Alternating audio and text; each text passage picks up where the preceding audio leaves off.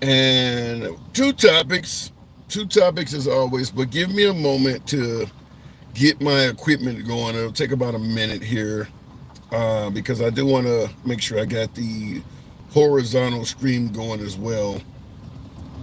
And this is going to be for YouTube. So we're going to be on YouTube, TikTok, and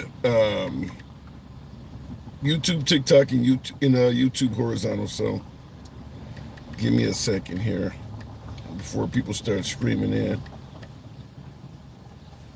Crazy, another mass casualty event. You see what's on the monitor there. I mean, I'm starting to wonder if America even cares about this shit. I mean, it's seeming to happen. I think just was it yesterday? There was a mass cat. Well, I don't know. I don't know what the victim total was, but in Dallas, someone there was an event at a school. I'm trying to not use the word SHOOTING. I don't want to trigger the censors, but because I'm sure it's going to come up a lot in this live. But we've had two of those events at schools this week. And I believe they were back to back. The one that happened by the way, the one that happened in Dallas yesterday, that was the second time it happened. One happened at that school. So they've had a shooting at that school in Dallas twice now. The same school.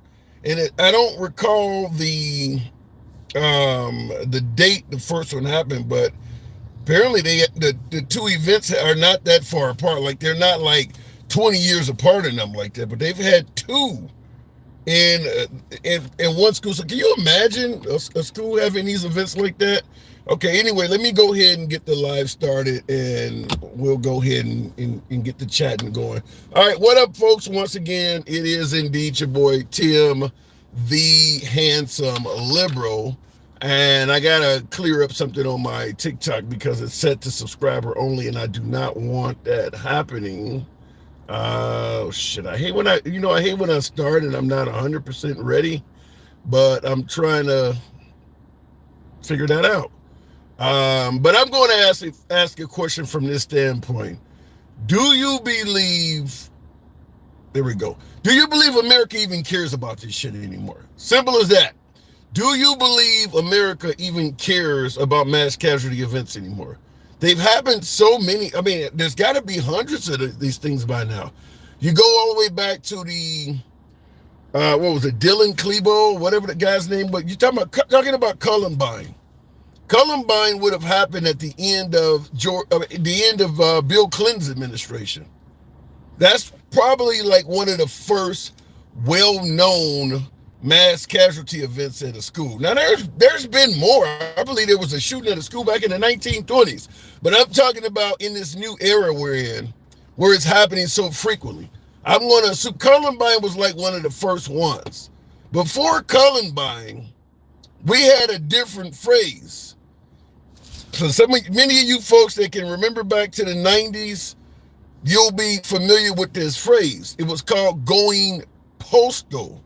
That's what we used to have before children started doing this in schools. It was called going postal because that's where it was mostly happening at the post office among workers. It wasn't happening at the adolescent level. Going postal was now outdated for school shootings. But I want to ask you folks right off the bat, do you think America cares? Because I don't know. I'm not seeing anything after any of these events that would suggest otherwise. This stuff happens. It makes the news for a day or two. They clean up the blood. They bury the victims. There's a few teddy bears. You get the most famous phrase you can ever get. A phrase that is so American now that it literally is as American as baseball and apple pie. You know what the phrase I'm about to say. Anytime you hear this phrase, you can almost be sure you're either in America or the person saying it is an American. What is that phrase? Thoughts and prayers. That is like the most American phrase now. You can, I mean, at every one of these events, thoughts and prayers. Now, it's pretty clear by now, thoughts and prayers don't do a damn thing for the victims other than maybe offer them a little bit of solace, and it certainly doesn't do a damn thing to prevent this from happening again. But yet that does seem to be the number one solution, the number one response when this stuff happens. I'll just say thoughts and prayers, give them a segment on the news, and let's move on. So I do want to talk about that right now. I just heard on Fox or CNN or whatever I'm listening to, I think this is Florida State University, FSU, today. As I stated, a school in Dallas had an event, I believe yesterday, and it was the second time at that school. One school had a shooting twice at it, but FSU is today. So far, I think they're saying there's 2 deceased. I've heard numbers as high as 5. Some folks are, obviously people are in surgery. More people got hit. I don't know how many were hit total. Yeah, big dog. Appreciate the hat and mustache to start the program off right. Thank you for your support, big dog. So I know we're at least with 2 deceased. And I think they said as many as 6 are in the hospital. So those numbers could change depending on how dire the injuries are. So that's FSU. And I'm asking in regards to these mass casualty events, do we care? Because generally, after a mass casualty event, after we talk about thoughts and prayers, we usually do things to secure your Second Amendment rights. So we make sure that nobody's going to take away your damn gun. But we don't really do a lot about the victim or the victim's family. So I want to get from you folks, do we really care about this? Or have we just kind of began to accept that sending your kid to school and potentially losing them in class is kind of just part of the risk you take going to school in America? All right, and we also got a second topic. Make no mistake about it, this damn immigrant, Abrego Garcia, is continuing to be in the news. Are the liberals overplaying their hand on this? Should the liberals back off? Remember, folks would suggest the liberals have overplayed their hand on climate change, LGBTQ issues, and a woman's right to choose. There are plenty of folks who suggest that the Democrats should have been focusing on kitchen table issues facing the working family and not all of these other social issues that some do not care about. So I'm asking, do you believe when it comes to Abrego Garcia, because now immigrants is at the top of the pile. They're not talking pro-choice, pro-life, climate change, with the exception of the Stop the Oligarchy tour that AOC and Bernie Sanders are holding. Outside of that, nobody's talking about climate change anymore. And I think most of the liberals realize how toxic LGBTQ issues are. So they're not talking about those things. But they are talking about this immigrant. It's all over the news. Are the liberals overplaying their hand in regards to demanding that Abrego Garcia be returned? Probably another issue I could bring up also is Gaza. I should have put that in my notes, but when we talk about the liberals overplaying their hand, Gaza, LGBTQ, pro-choice, and now we're talking about immigrants. So should the liberals get back to kitchen table issues? And because there's a lot of Americans that do not give a damn what happens to an illegal immigrant. You should have thought about that before coming in this country illegally. Kind of like the joke, if he dies, he dies. Who gives a damn? So should the liberals back off on this is what we're going to be talking about. And last but not least, because we know when it comes to Abrego Garcia, we know how Trump, we know how the right feels, we know how the left feel. But we don't talk about all the other folks that were sent over to El Salvador with him. Did you know? Do you care that 90% of them have no criminal history at all? So we sent over a few hundred immigrants to put them in a maximum security facility, and 90% of them have no criminal history here or in El Salvador at all. So they're just in maximum security prison simply because they came to America and they're in an undocumented status, whether they're an illegal immigrant. Now, Keep in mind, everybody that they sent are not people who just ran across the Rio Grande. Because people say, well, they're illegal. Some of these folks are undocumented. It's a difference between being illegal and being undocumented. If you came here to seek asylum, for instance, during the Biden administration, where you walk up to a point of entry and you put in an asylum claim, you're not here illegally. But then Trump gets elected and he says, fuck your claim. You're undocumented. That's not a person that came here illegally. So understand there's a difference. Now, I understand President Trump and my beloved MAGA, you know how the program works. MAGA never acknowledged the right to claim asylum for folks coming across the southern border. Even when Biden was in office and he had the legal right to let you come across and deem it a legal way of entering, Trump and MAGA considered it illegal the whole damn time. So once Trump got in office, it officially became illegal. But 90% of them are down there. 90% of those immigrants have no criminal history on either side of the border. Do you care? Do you believe that that is what they freaking deserve? How dare you be in this country illegally or undocumented? The penalty for doing so should be maximum, a supermax maximum security prison with an indefinite stay. Keep in mind the president of El Salvador stated most of these folks will never get out. Even the Albrego Garcia guy, he has no release date. He hasn't been sentenced. He's sitting there. He has no clue if or when he'll ever get out.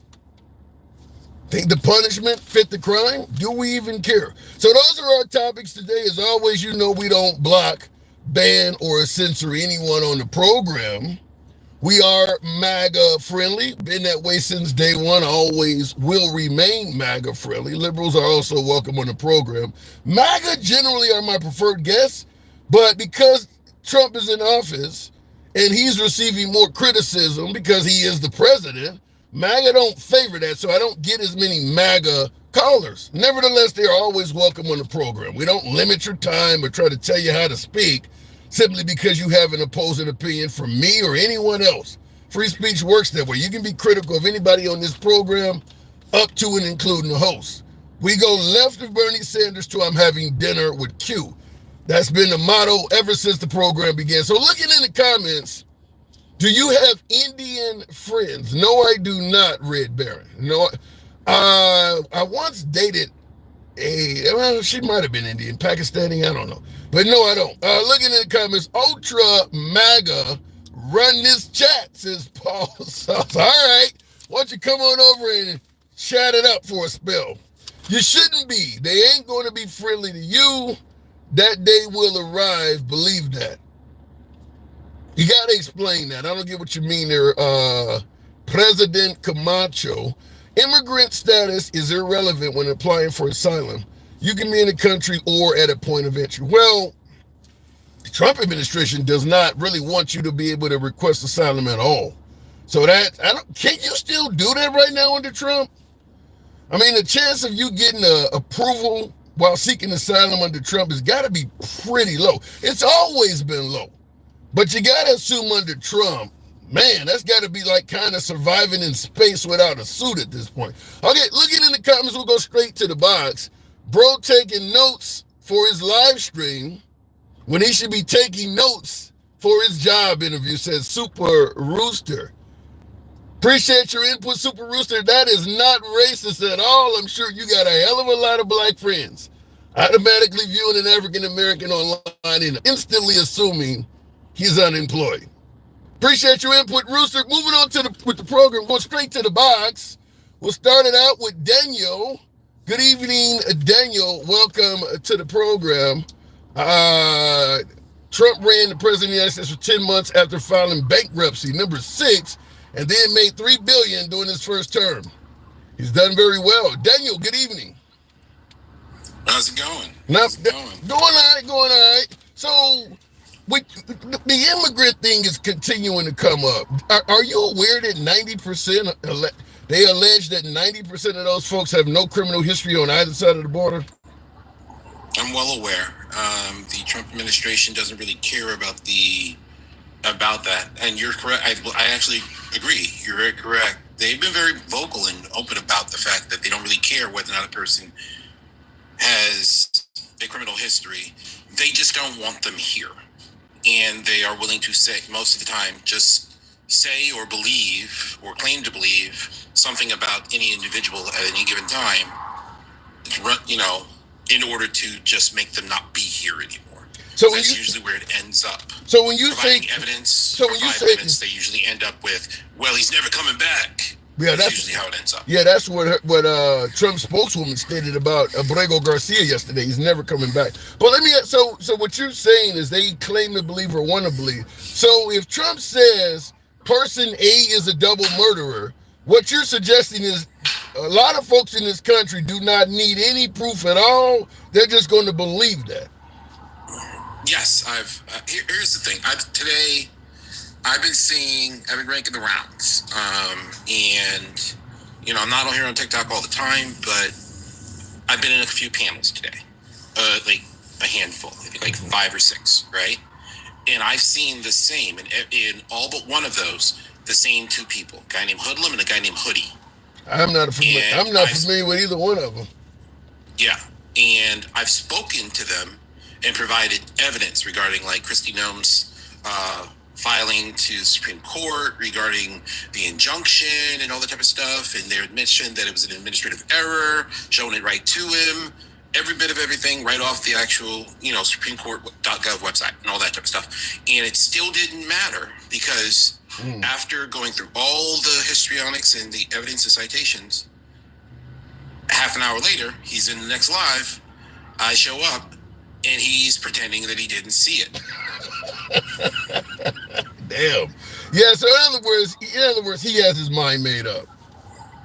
Yes, and the thing is, he'll just waste an hour or more trying to get people riled up by doing that thing where they're teacupping or reversing the burden of proof or pretending that he didn't hear about that. He has an opinion about a topic he doesn't know much about. Well, when you're debating politics, I get folks that are, because I've been doing this for a few years, even on social media, and I do get folks who are generally passionate about their opinions, and I'm talking MAGA all the way over to far left folks, and I appreciate anybody who's passionate about their opinion, even if I disagree with it. But then you're right, you get some folks who just want to create some chaos. They just want to argue for the sake of arguing. And yeah, people like that, it doesn't matter if you prove them wrong. Hell, even if you agree with them, they just want to argue so much they don't want anything but an argument. Yeah, that was the when I realized that this was a worthless discussion with this one guy, with one of the guy, Hoodie, was, how a lot of people require you to say your name, age, state you're in, that sort of stuff, and who you voted for, right? Mm-hmm. A lot of people, basic 4 little piece thing. Mostly to do TPS and just to get baseline. Okay. I was waiting, but they want you to wait until you're called on. So I get brought to the panel and I mute myself immediately. I'm up there for 5 minutes, haven't said a word, I've been on mute. During that 5 minutes, he's been talking about me like crazy, saying that I've been yelling at him. So he's just coming at you, basically. I was teacupping when he said this. I had to come back because I heard my name. What the hell? Okay, I'm going to plead ignorance because I don't know what the hell is teacupping. That's like when you're in, like right here. Like I'm right real fast going to change real fast. I'm going to go to another screen. Okay. Oh, the cup comes up. Okay. Damn, I feel dumb as hell. That's what they call it. That's what they call it, teacupping. I'm away. Yeah, and I see what you're saying, but I'm an old school. I'm thinking about teabagging, and I'm like, whoa. So when you said teacupping, teabagging came to my mind. So I didn't know what that meant. Teacupping, what would that be like? Teabagging somebody with a prophylactic on? What? You must not be. I had to say it, man. That's what I thought. Okay, so we've had another, before I move it on, we had another mass casualty event today, Florida State University. Do we give a damn? Mm-hmm. Do we give a damn about this stuff at all anymore? Yes, we do. I care about. I care that it's something that we can actually mitigate against. So, because when I own more weapons than probably you got 200 plus people here. Not everybody owns a weapon. I probably own as many as all the people in this panel that are here watching. Why? I mean, you can obviously, but damn, why so many weapons? And I'm as far left as you can imagine. Shit. Okay. I mean, I carry, but damn, I don't see the need for. Okay. I'm a Marine who went on to become a Green Beret. Okay. All right, and I come from country folk, from Kansas, rural Kansas. I couldn't, but I'm a New York City boy, so you know, I'm all over the gamut when it comes to it. But at the end of the day, it's like half my collection, and it's my collection. Half my collection are things that I essentially inherited from my grandfather. Mm-hmm. A few of them were gifts. Well, let me say it like this. That I acquired. Let me say it like, and I absolutely appreciate your service to this nation. But the reason I asked, do we care? Now, you said you do. If someone else from another, let's say, for instance, a foreigner from another nation was talking to you and asked that question, does America care? And you answered by saying yes, and they said, well, what are you doing to stop it? If you care so much about it, show me your work. What are you doing to prevent it from happening? How would you respond to that? I actually have the Capitol switchboard as one of is in my contacts. I know how to contact my elected representatives, each and every one of them at the state and federal level, and I make, when it comes to ballot initiatives, when it comes to actual referendums, when it comes to the budget, when it comes to issues regarding my state and my community, or at large, I stay informed. Okay. I was a Marine, and then I was a Green Beret. All right, I went from I was in the Navy Corpsman, then I was Marine, breaking service, and then I came in an AT X-ray. I see what you're responding to. I see what you're responding to. But yeah. But the thing, when you're talking about you specifically, when I say do we care, I mean as a nation. Yes, I think when it comes to this is that there's a vocal minority is what's happening. Because the thing is, MAGA, it does not mean Republican. They're not synonyms any more than liberal means Democrat. I think liberal and Democrat are a lot closer though than MAGA and Republican.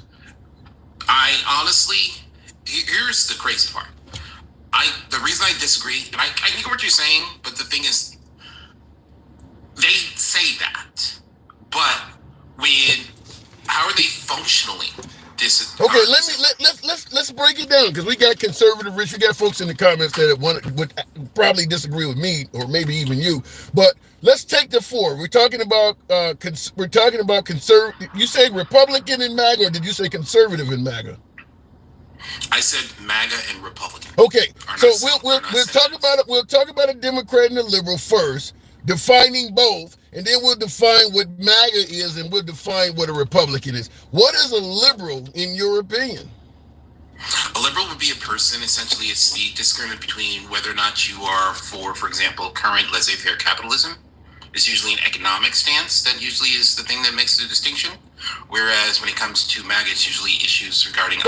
We're comparing liberal to Democrat right now. What's the difference between liberal and Democrat? That would be a liberal. Okay. And a Democrat, and the thing is the Overton window, basically between left and right.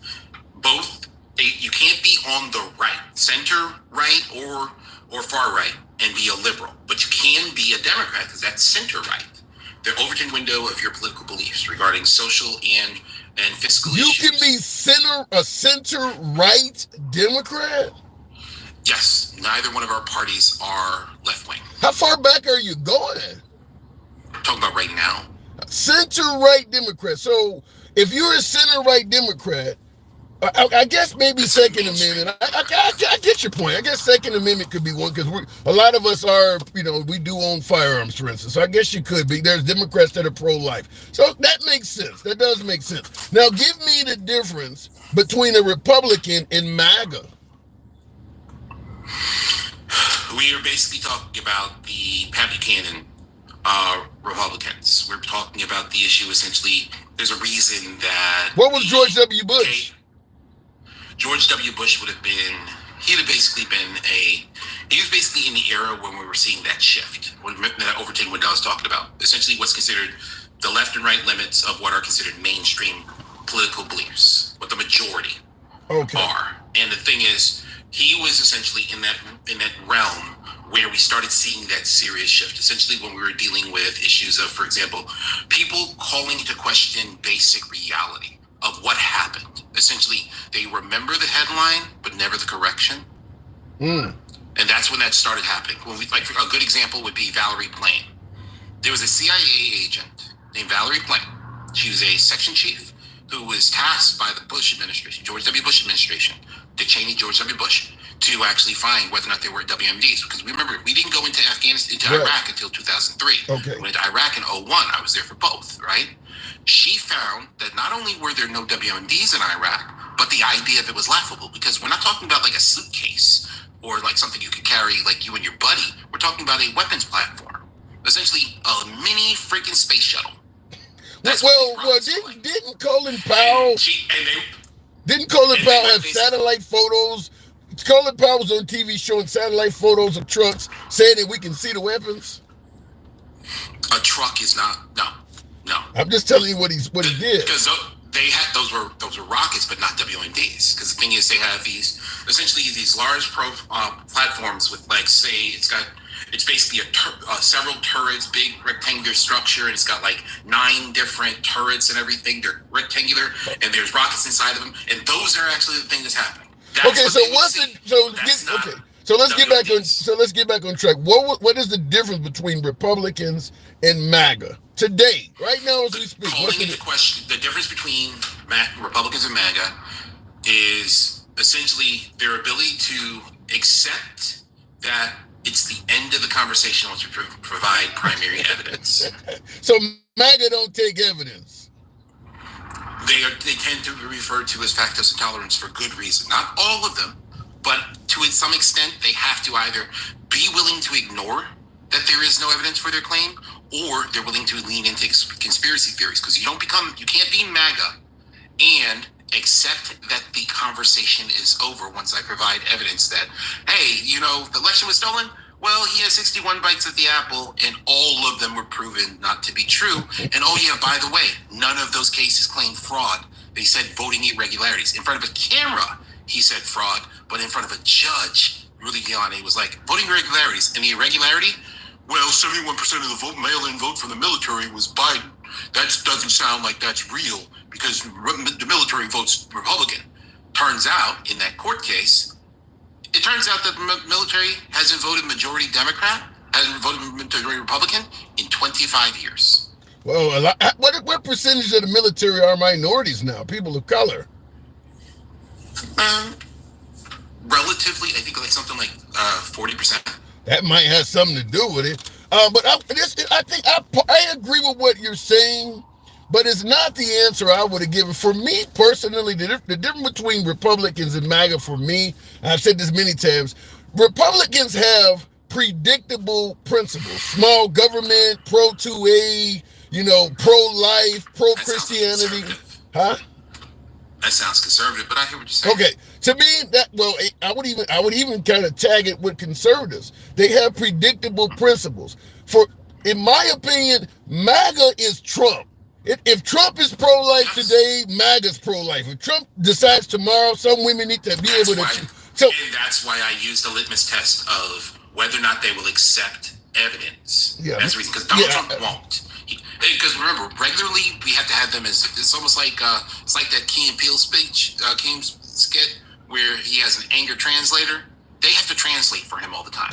Yeah, that's a lot. You go through that 5 steps all the time. First they say he didn't say it, then we show them the video, and it turns out that's what he said. Well, that's not what he meant. And then he actually tweets, so he doubles and triples down. Then it's, well, everybody does it. Historians come out and say it's never happened ever in American history. Then they say, well, the thing is not like it's illegal. Legal scholars come out and show, oh yeah, it's a violation of 8 U.S.C. 201, bribing public official. That was the first impeachment. And then finally, we get to one of 2 things. They either say, I don't care, or I love that he's doing it. I wish they would just start at that last one, because that's where they really are. You didn't leave me shit to debate. I gotta go. I mean, he didn't even leave me a bone. Ain't nothing else I can say. Appreciate you coming on, Daniel. First time talking? Man, we've talked many times. Okay. Man. This is Bring Facts. This is Dr. Daniel Harper. Okay, all right. I just... Retired Army Lieutenant Colonel. Did you have the same name? I'm using my actual government name, Okay. but I mean, Bring Facts is what I normally go by. Okay, that's the difference. All right, fair enough. Well, I appreciate you coming on, Bring Facts. Daniel, you're always, obviously, you're always welcome back. But thank you. You didn't leave me nothing with that last one. I can't even debate that shit. Thank you. All right, moving on with take care. You too. Moving on with the program. Yeah, I mean, the steps he gave. Wow, Jesus. I mean, there's nothing I could even counter with on that. Looking in the comments, Mr. Splagaville says Republicans are demanding his return at town halls too. Really?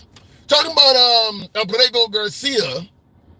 Because you know that now the Republicans are claiming that these violent or these a couple of them have got a little bit out of hand, but these heated, that's the word I'm looking for, these heated town halls, Republicans are suggesting that those are just paid Democratic protesters. So, but in the comments, Mr. Splagaville said the Republicans at those town halls are demanding that Abrego Garcia be returned as well. I'm going to assume MAGA will tell you that most of the people demanding he be returned are liberals. Those are not, they don't believe those upset folks at these town halls are actually genuine Republicans. So we'll see how that goes. And that was, I see that comment, Missy Blunt. That was a good breakdown. I couldn't counter it. The El Salvador president says that he will not be returning Mr. Garcia to the U.S. Yeah, they definitely said it, and I think they're not going to return Abrego Garcia to the U.S. However, the only thing I think all of us, whether you're a far left liberal or you're hardcore MAGA, I think we all agree if Trump wanted to get that guy back, he could. So the idea that the president is saying the president of El Salvador is saying he's not going to return him, that part is bullshit. Our government sees the guy as an illegal immigrant that is a threat to this country and he doesn't need to come back. Making up stories that, it's the president of El Salvador that doesn't want to send him back. Nobody's buying that. I mean, Trump brags on being a master negotiator, suggested he could end 2 different wars in 24 hours. He's brought people home from North Korea. He's brought people home from Russia. But you can't bring someone home from a country where you're paying them to house the guy. That makes no sense at all, and I don't even think MAGA believes that. But, I guess he wants to add that in there for some reason or another. Anyway, looking in the comments, I live here, 1 deceased, 5 injured. It was the sheriff's son. Yeah, with the sheriff's gun, too, I heard. So it's only 1 deceased at this point? I thought I just heard on Fox before I came on the show that 2 are dead. And a number of them are in the hospital right now. So that number could change. But I thought I heard maybe it's was the killer is deceased too. Maybe that's what they meant. Absolutely agree Trump could bring him home, says Stacey Murphy. Yeah, I don't think there's anybody that believes that Trump could not bring home Abrego Garcia if he wanted to. Okay, we'll go back to the box. Tap the screen, get the likes on up to about 20,000. We can make that happen. Feel free to tap the screen, make it happen. Okay, I'm going to go in the trenches briefly. I'm about to get my ass kicked. But, I always give my subscribers first digs, and Miss Gangsta Grandma certainly is. With your bald-headed fluffy ass. We all love kicking with those damn maggots. Why do you have such disdain for MAGA? Can you give them breathing room? What now, Pookie? They did it. They got a homegrown 19-year-old that won't release him, and he's a United States citizen. So, yes, they're coming for our black asses, okay? Wait. Who are you talking about? 19-year-old? Who are you talking about? The FSU guy? What? Somebody ICE got locked up. Like, won't let you out kind of bullshit. Now, motherfuckers are United States citizen? Hell yeah, they coming for our black asses. Don't get that shit twisted. They went for the Mexicans. They Cubans. You what? Now we're next. Yes, we is. What are you trying to indicate? They're going to deport black people? Yeah, they are. What the fuck? Based on what? You're fear-mongering. Based on what? No, look what they're doing. Look what they're doing, Pookie. Right? Where the hell are they going to deport African Americans to? Oh, back to Africa. That's a nice, better place than we got. Shit. I like to go see the hippos and everything else. But I'm fucking around. But I know. I'm about to. I know you come through with some controversial shit, but you don't really believe this, do on you? some real shit. Now let me tell you something. If they're coming after brown people, you don't think they're gonna come for us? You don't think they're not gonna come for us? How you gonna? They are. How you gonna deport somebody that's been in the country for 7 or 8 continuous generations? They're doing it right now. They won't even let that dude go. He's a 19-year-old kid. And what do we tell you, motherfuckers? These are the triple K mofos. Okay. The maggots don't like our asses. Who is this? I don't know what the hell they're going to ship us to. Who are you referring to? This 19-year-old child. Who are you talking about? I forgot. I can't even say his name. He has a pretty ass name, but I can't say it. But I can't even pronounce the shit. But he's a United States citizen. It's all over the damn news before the damn Popo son went bipolar and shot up shit. Okay, you feel me? So the 19-year-old you're talking about, he's not the FSU shooter, is he? Hell no. So this is something else. So they're holding a 19-year-old. Is he illegal? Yeah. Is he legal? He's a legal citizen of the United States, and they got his damn ass. So you don't think they're not gonna come for our asses? You don't think they're not gonna come for us? Well, you got like fucked up, buddy. I mean, is it not a possibility that the Trump administration, being a lover of the New York. See, I told you, I'm not bullshitting. He's in New York. But is it possible that the Trump administration, being a lover of this great nation, might do the right thing and let him go? You think that motherfucker gonna let him go? Really? The damn Triple K's gonna let him go? You got me fucked. Why are they holding him? They won't say nothing. They just said they're not gonna release him. And then then we had the Popo son went bipolar, was pew-pewing up everybody. You know that was a maggot. I guarantee you he was. Well, wait, hold on. How old was the FSU shooter? I mean, how you gonna say it's a MAGA? It might not even been old enough to vote. He was this college kid. I mean, maybe MAGA. You can't just blame that on MAGA. Boy, let me tell you, you are something else, don't you? You really do like riding on him, don't you? You like riding on these motherfuckers. They will stab you in the back and didn't give a fuck about. You break it up there. We'll give her a chance for it. We'll give her a signal a chance. Otherwise, I may have to move it on. She's saying that I'm riding on. I guess she's saying I'm riding with MAGA. Listen, I like to give folks a fair shake. Gangsta Grandma, are you there? Okay, I'm gonna have to move it on. I guess her signal or something dropped out. But listen, I don't know. I don't know enough about the story she was presenting to counter it. So I'll just leave it at that. Let me continue on with the show. If we don't have any other problems here, we'll go straight to Jeremy. Good evening, Jeremy. Welcome to the show. Where Grandma. I've known people like that. I don't want to say too much bad about her because she probably has her own issues. But people who yell like that are just annoying. I've had to put some people like that in their place a few times, sometimes physically. Is it possible she could be yelling out of passion for an issue she's concerned with? People like that tend to yell about everything. Like when they get even a little bit excited about anything, and they just need to take a chill pill. Well, I mean, I get excited when I go to and they yell over you too.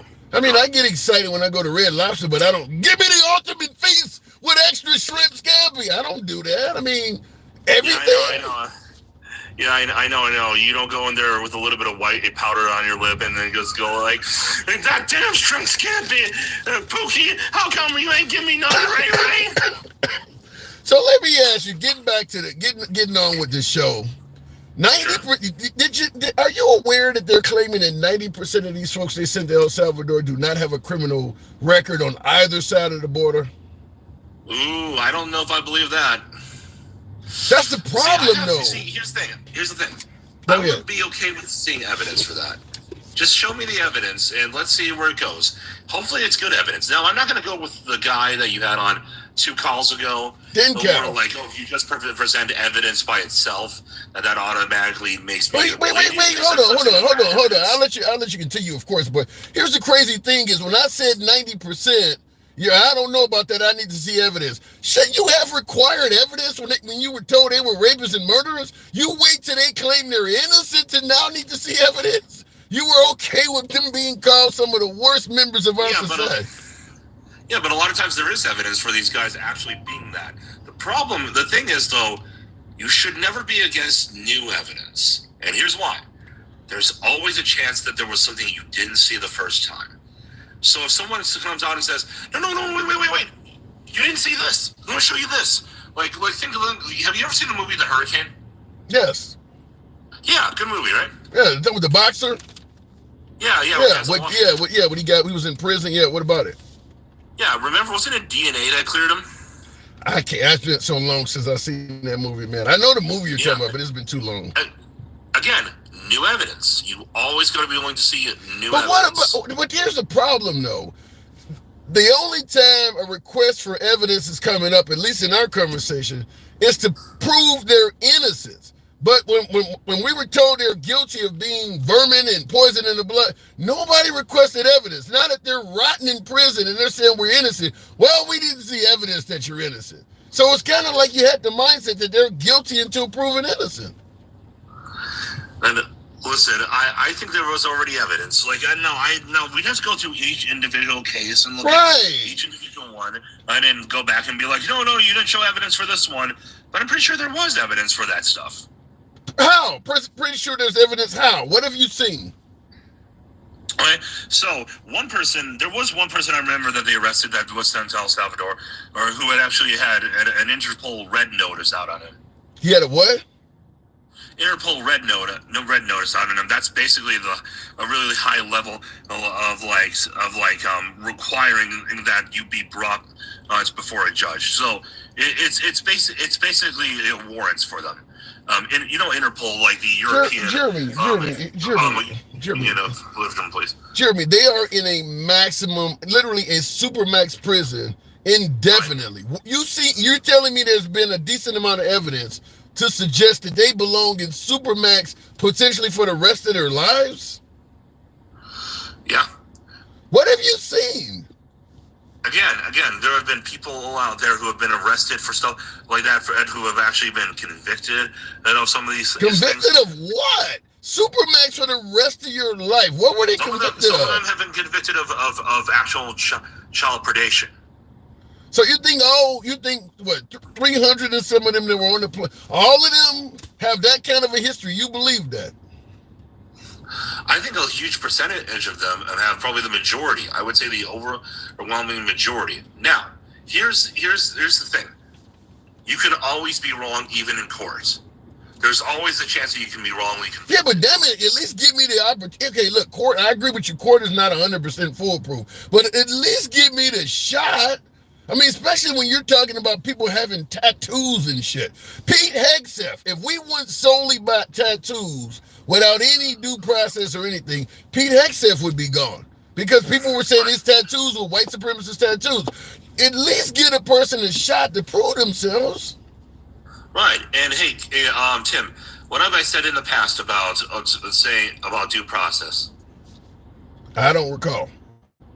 Oh, that's all right. So you favorite due process. Yep, that's why I'm proud. I'm more than happy to call myself MAGA, and I'm also at the same time someone who says that I want Trump to do things the right way. And right now he's doing it. So you admit, I think our president is a great president, but I want him to continue to be great by doing things the correct way. So you admit right now he's doing things the wrong way. Yeah, I think that he's doing some things the wrong way. I think every president has disappointed the people. Like there's not a single politician out there other than maybe Rand Paul and Ron Paul. Oh, the father and son duo who haven't gone back on some of what they've said. But here's the thing: I think Trump has had the potential and has even shown the potential in his first term to be someone who does that very, very little and has, for the most part, stuck to what he said. There was a few things from his first administration I didn't particularly like when he said, Jeremy, take the guns first, go through due process late afterward. I didn't like that. Jeremy, you're talking about doing things that go against the Constitution. You're talking about just sheer human rights. You don't need to do a lot of shit when you're doing something as significant as putting people in maximum security prison without due process. I don't care if you're doing everything else 100% right. That is a huge wrong. There's no way you should be able to look at somebody fucking up in that area and say, well, I still think they're a great president. I don't get it. I mean, you're literally killing people.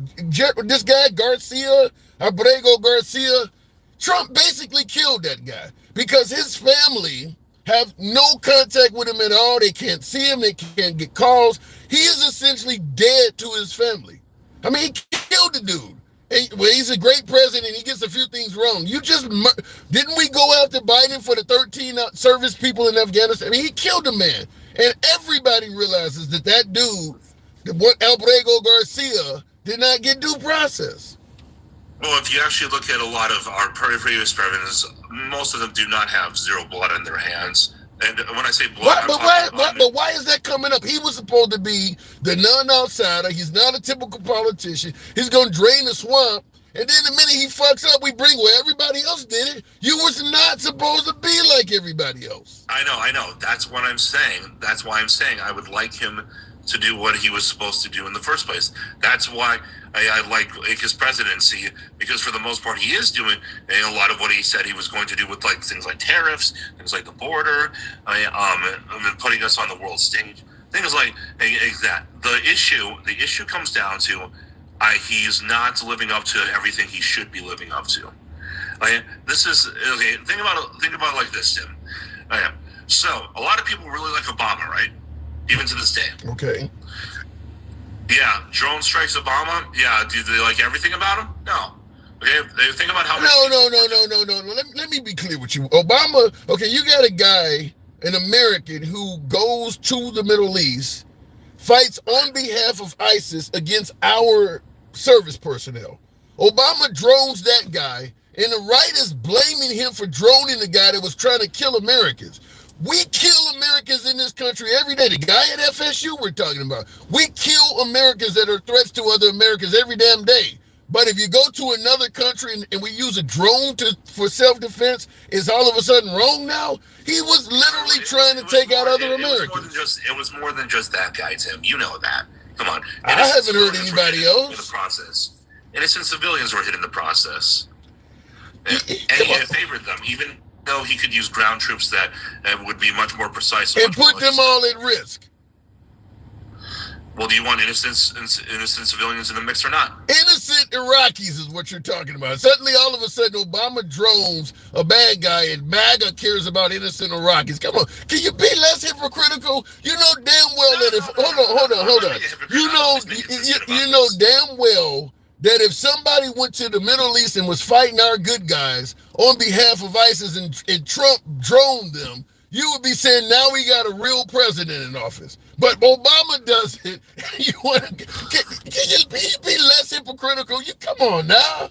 You're really going after him for that? Come on, I'm not letting you get away with this, okay? We knew that there was a lot of ones that were done recklessly.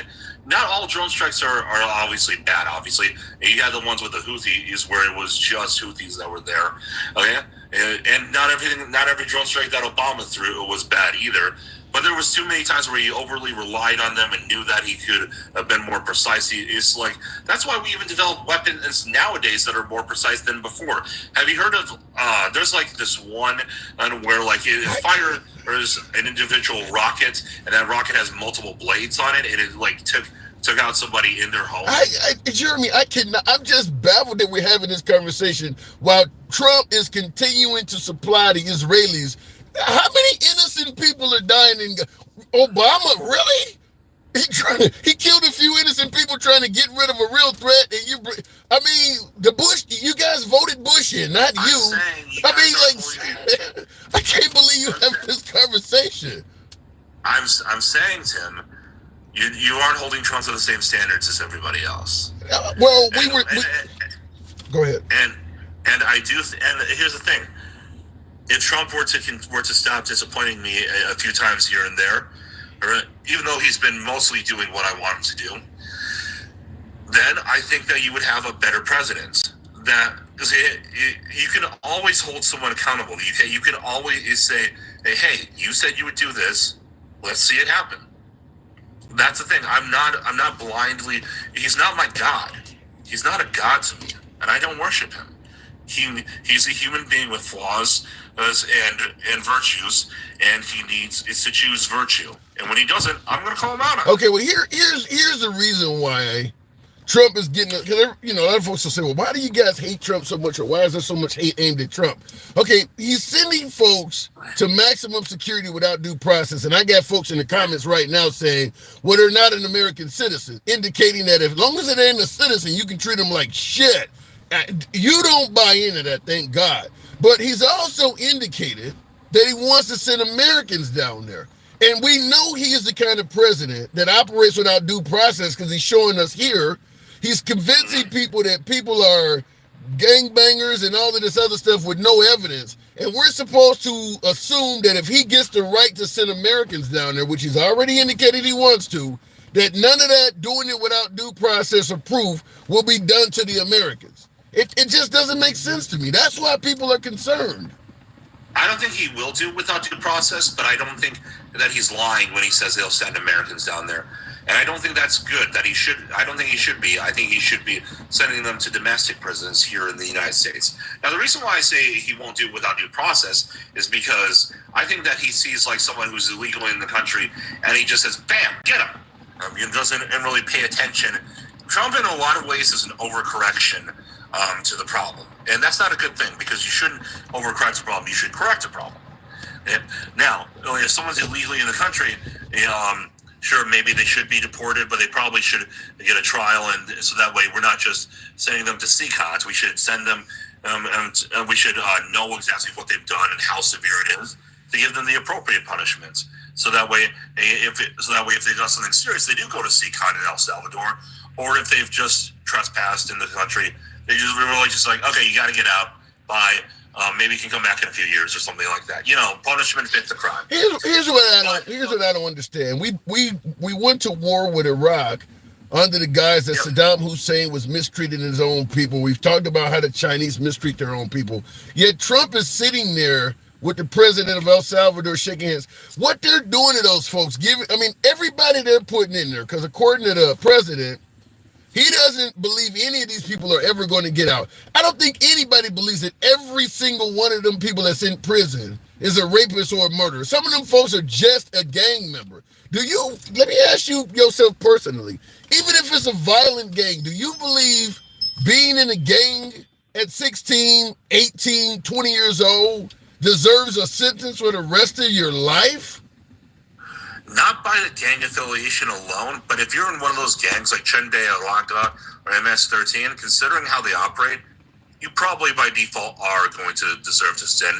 But without committing the actual violent felony, do you believe just gang affiliation alone should dictate spending the rest of your life in a supermax prison? Not by the affiliation alone, no. So Trump is on TV with a guy who is essentially violating all sorts of people's human rights. Because that's what those folks are. He's throwing people in prison just on the grounds that they're part of a gang. They're not all rapists and murderers. They've never even made that claim.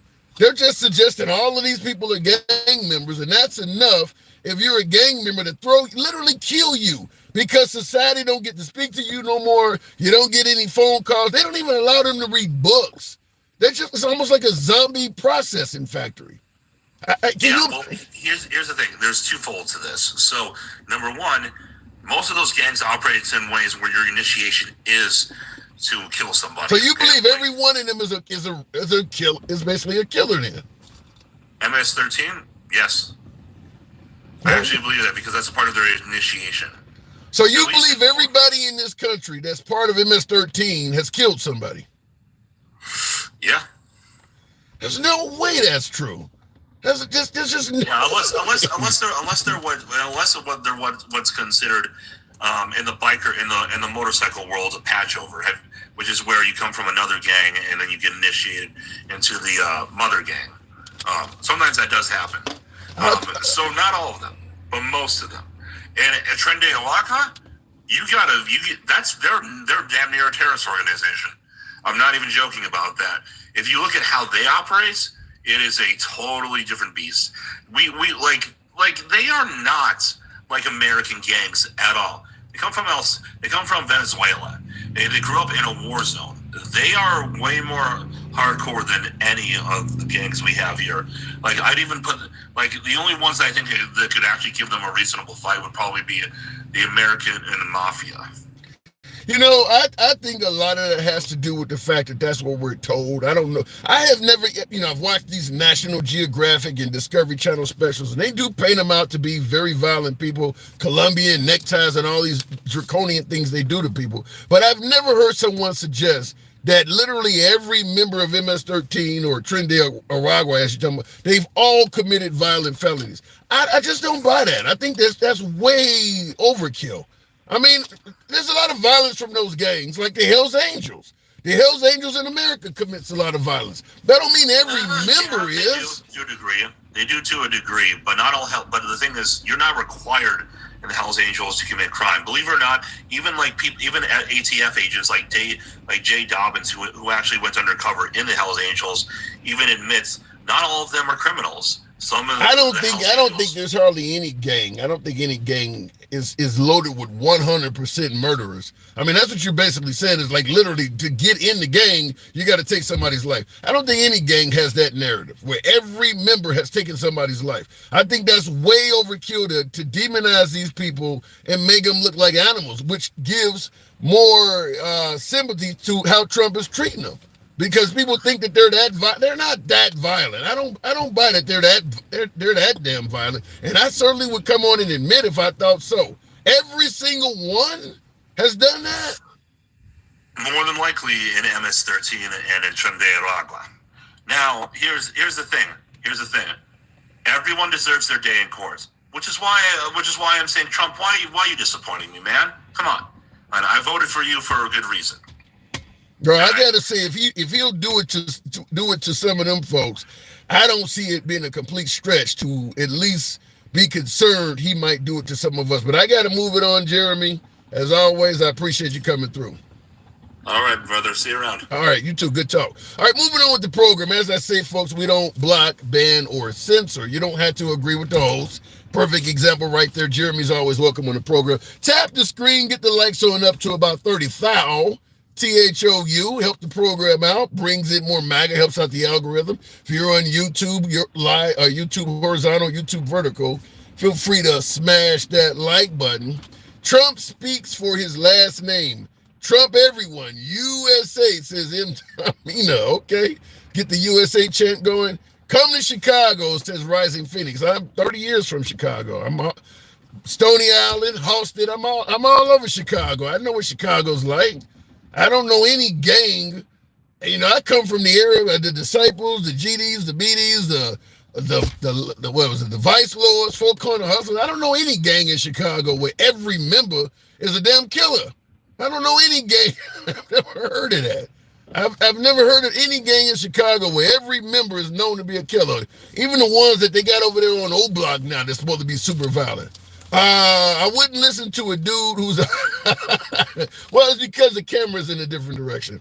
Real quick, rest in peace to the Supreme Court. Damn, Sid. You think that under Trump we've lost our Supreme Court? Wow.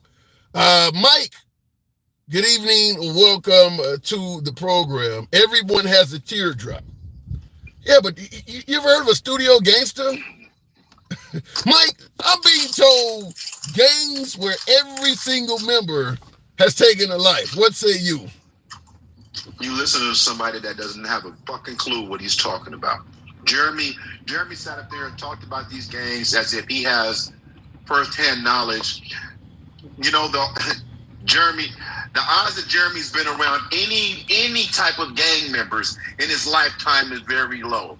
To say that that's MS-13's initiation is false. That is not what it is. I've never heard that before. I've never heard because that. It's not true. Because it's not true. You got to stop with this nonsense because that's the fear mongering that makes MAGA think that they're all these villains. They're not. See, here's what they don't understand. Sometimes here in the U.S., all gangs, white, black, Hells Angels, whatever you want, sometimes members get in because they don't really have a choice. Because if you're in that neighborhood, you got a decision to make. Yep. And sometimes you just get pulled into it just by being there. But this is the funny part. You see how he was dancing around MCs? And I don't even like speaking on MCs because they got their own culture. They got their own culture.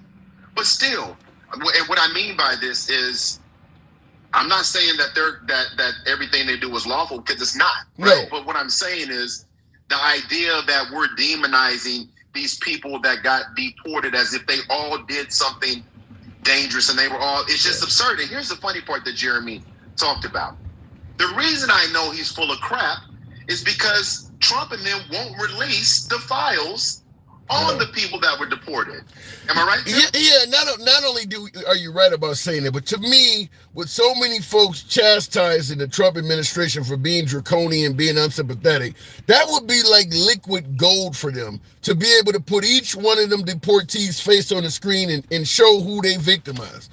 And they could easily do that. If you're going to suggest that each one, you see what they got on television when the outcry for Abrego Garcia started to grow, and Trump's spokeswoman was on television yesterday talking about he had a domestic violence beef and all that. You see how they were able to go find the shit that was on him? They could have easily done that on that 200-300 people they sent. Just put a web page up, put the guy's face up, put what he did, and you could scroll through it, and that way it would justify deporting those people. Exactly, but they're not doing that, and they had to go scrape and look for that, and he still didn't get convicted of that. It's absurd what they're doing. It's absurd, and all you MAGA and Trump supporters in the comment, I mean this from the bottom of my heart. If you ever leave this country, you at that point are not a citizen of the place that you're in. So you remember that while you're there, and they scoop your ass up and don't tell anybody. The sad part, I mean, because they're not thinking, Tim. They're not thinking. They think that this is, well, they had to be doing something. No, that's not true. Because there's been multiple people that have been deported, and they're starting to come out little by little. There was another young man who was deported because he had an autism rainbow tattoo. Did you hear about him? Yeah, I have heard about that. He just got deported. Autism rainbow. But he didn't do anything. Here's another issue I have, because like I said, we've pointed out all sorts of countries that are human rights abusers. Even if you actually took somebody's life, I mean, you got hundreds of people that do not have the right to even make a phone call, a right to seek counsel. I mean, you're sitting next to this guy, and that's what he's doing to his people, and you're sending him more people to do that to. Even if they are as violent as you might suggest, they have a right to counsel. They should have a right to actually contact their family. They have nothing. They literally are processing zombies. And Trump is on TV shaking their hands with a guy like that. You went on mute, Mike. Okay, apparently his call came in or whatever. But that's the point I have. We've been talking about countries for decades that are guilty or at least accused of human rights abuses. What that president down there is doing, even to his own people, much less the ones we're sending them, those are human rights abuses. We got a lot of killers and all of that shit in our own country.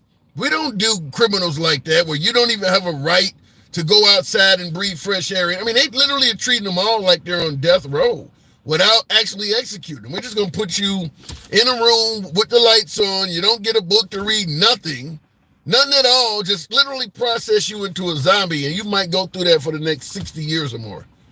And we're shaking that guy's hand like that's a good thing. I got folks who come on the program saying America needs prisons like that. America needs facilities like that. I'll tell you it is.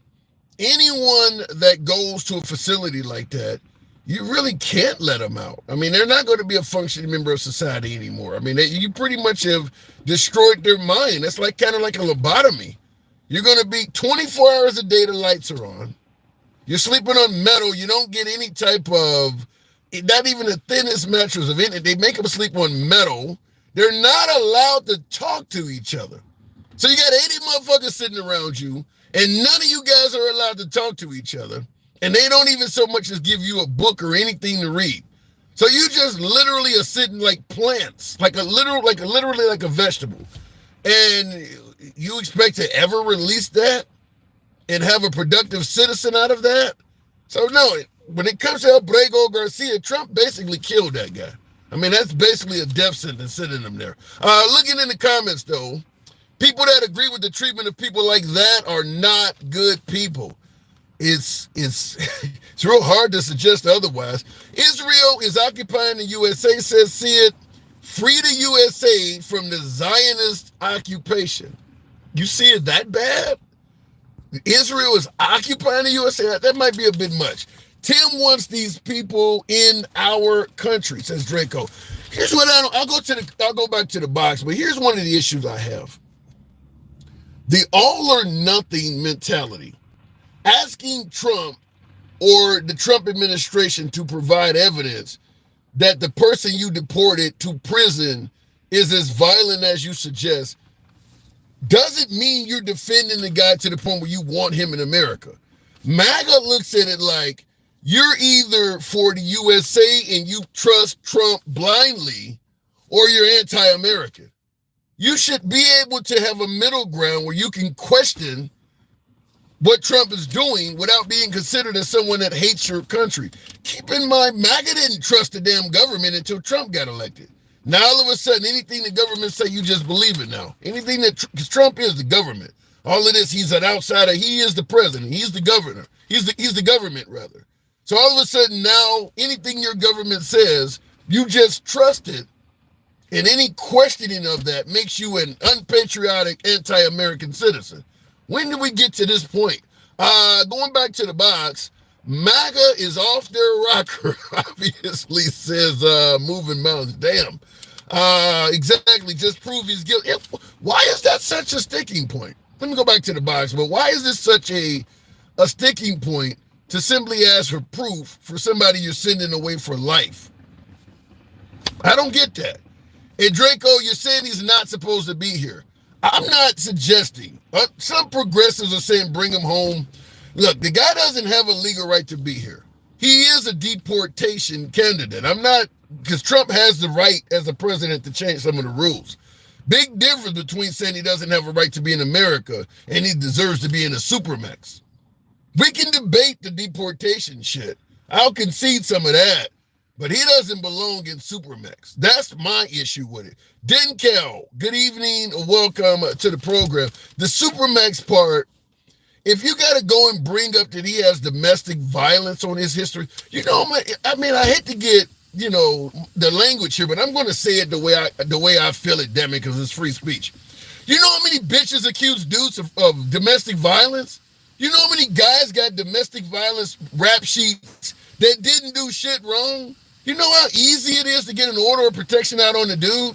I could not believe the White House would come and try to use that as a reason that he is down in El Salvador. When you got multiple women that have accused Trump of sexual assault and you're not buying any of that, but you're going to buy that some strange woman you don't even know, which is his wife, by the way, accused him of domestic violence back in 2021.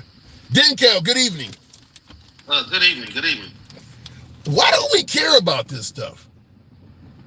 Man, you hit the nail on the head when you talked to Jeremy about the hypocrisy of it all. Like, it's hard to have conversations with people, and I know that's part of your job as the host, but to listen to a man who would listen to Trump say, I'm doing this for you guys because they want to do this stuff to you. If they could do it to me, they can do it to you. And now that he's back in power, he's doing the exact same thing. He's busting down people's doors. He's doing all of that without no due process. The same shit that they said, oh, he's doing that for us. He wants to protect us. Now he's talking about building 5 more prisons in El Salvador to put the homegrown ones in. And he gets to decide who is the homegrown criminal. Yeah. And that's where my concern is that MAGA is okay with people being deemed a bad guy solely based on what Trump says. And they don't need proof. So if Trump gets the right to send Americans down there and Trump says, well, that American is a rapist or a murderer, he needs to go. I mean, MAGA's not going to question that. That's the end of it.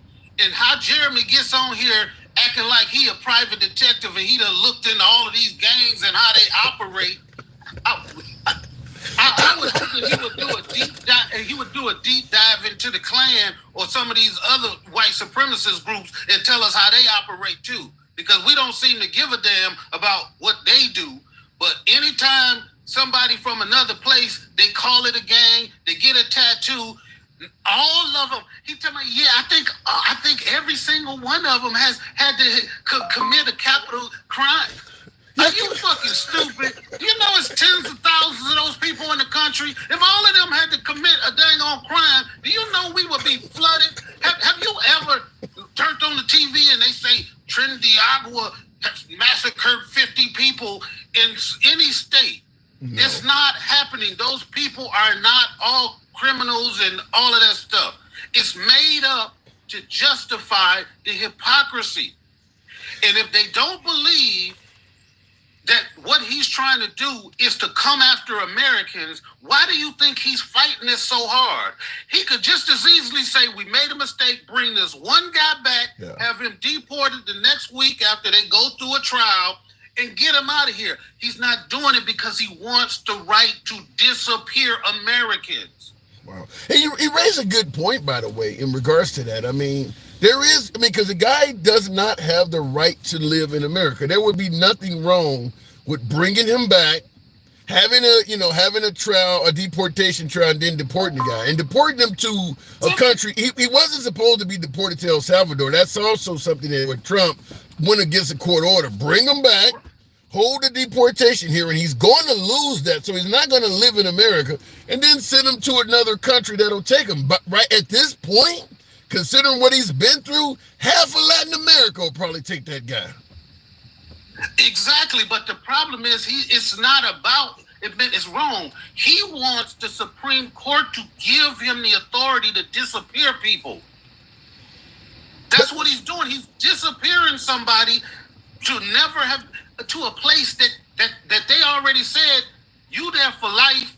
You can't have visitors. You can't have telephone calls. He's disappearing people to another country. And these people, Jeremy talking about, maybe he's this time or that time, he's doing this stuff wrong. He's fucking disappearing citizens to a place where we would never fuck. Just like you said, he killed him. That guy. He killed him. He killed him. Here's another issue I have a question with too, because a lot of MAGA bring up that the president of El Salvador is a great guy because he started putting people in prison and he's made El Salvador a very safe place. Even if that's true, who in the process of cleaning up their area would be willing to build a prison and take violent people for that facility from another country? If your goal is to clean up your town, why would you build additional facilities and take more violent people in those facilities? If there ever is a prison break, you don't literally brought the people to your area. Why would you bring more violent people to your area if your goal was to make the place safer? That just makes no sense at all. You're going to bring violent foreigners into your area. Trump made him an offer he couldn't refuse. People don't understand how much $6 million is to El Salvador. Yeah. And if he's asking them to build 5 more, just imagine, 5 times, 6, he talking about $30 million on top of the 6 he already got. Yeah, he could make it work. He could definitely make it work. But if people don't understand that Trump done went around the country saying that all of these countries opened up their prisons and they came to America, how are you siding with these people and making deals with them now?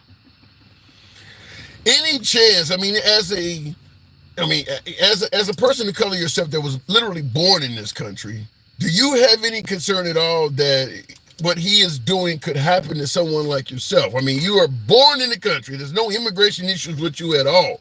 Do you have any concern that even under that situation, under that category, you still, if you got on the wrong side of this administration, could end up in a place like that?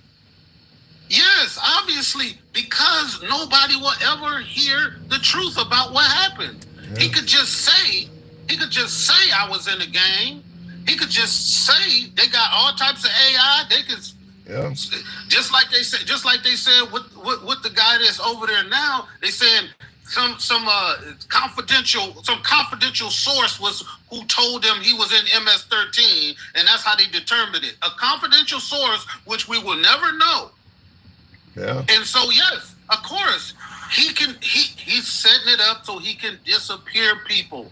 And I don't care what none of these MAGAs in the damn comments tell me. You guys are just living in fear. We're not living in fear. We're living in reality because we're seeing it happen. Yeah. I mean, it's not like we made this up. Just imagine if we would have made this up before the election and say, this is what Trump is going to do.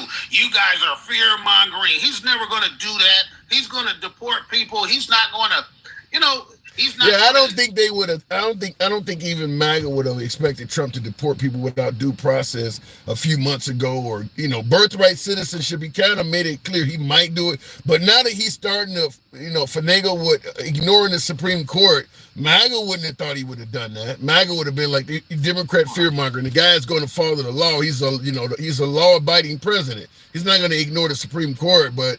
Yeah, he looked like he's going way further than what MAGA predicted, but he is doing what MAGA want him to do. So even though he's not doing what he should be doing legally, they're okay with it because he's breaking laws to their benefit, they perceive.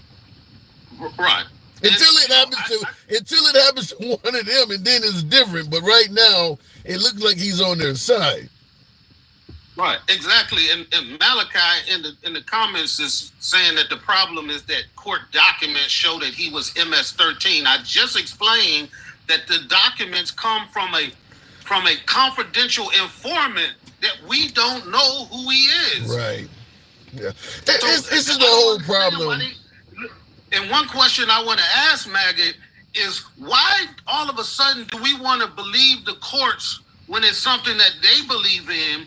But every time a court made a decision before Trump was president, none of that shit mattered.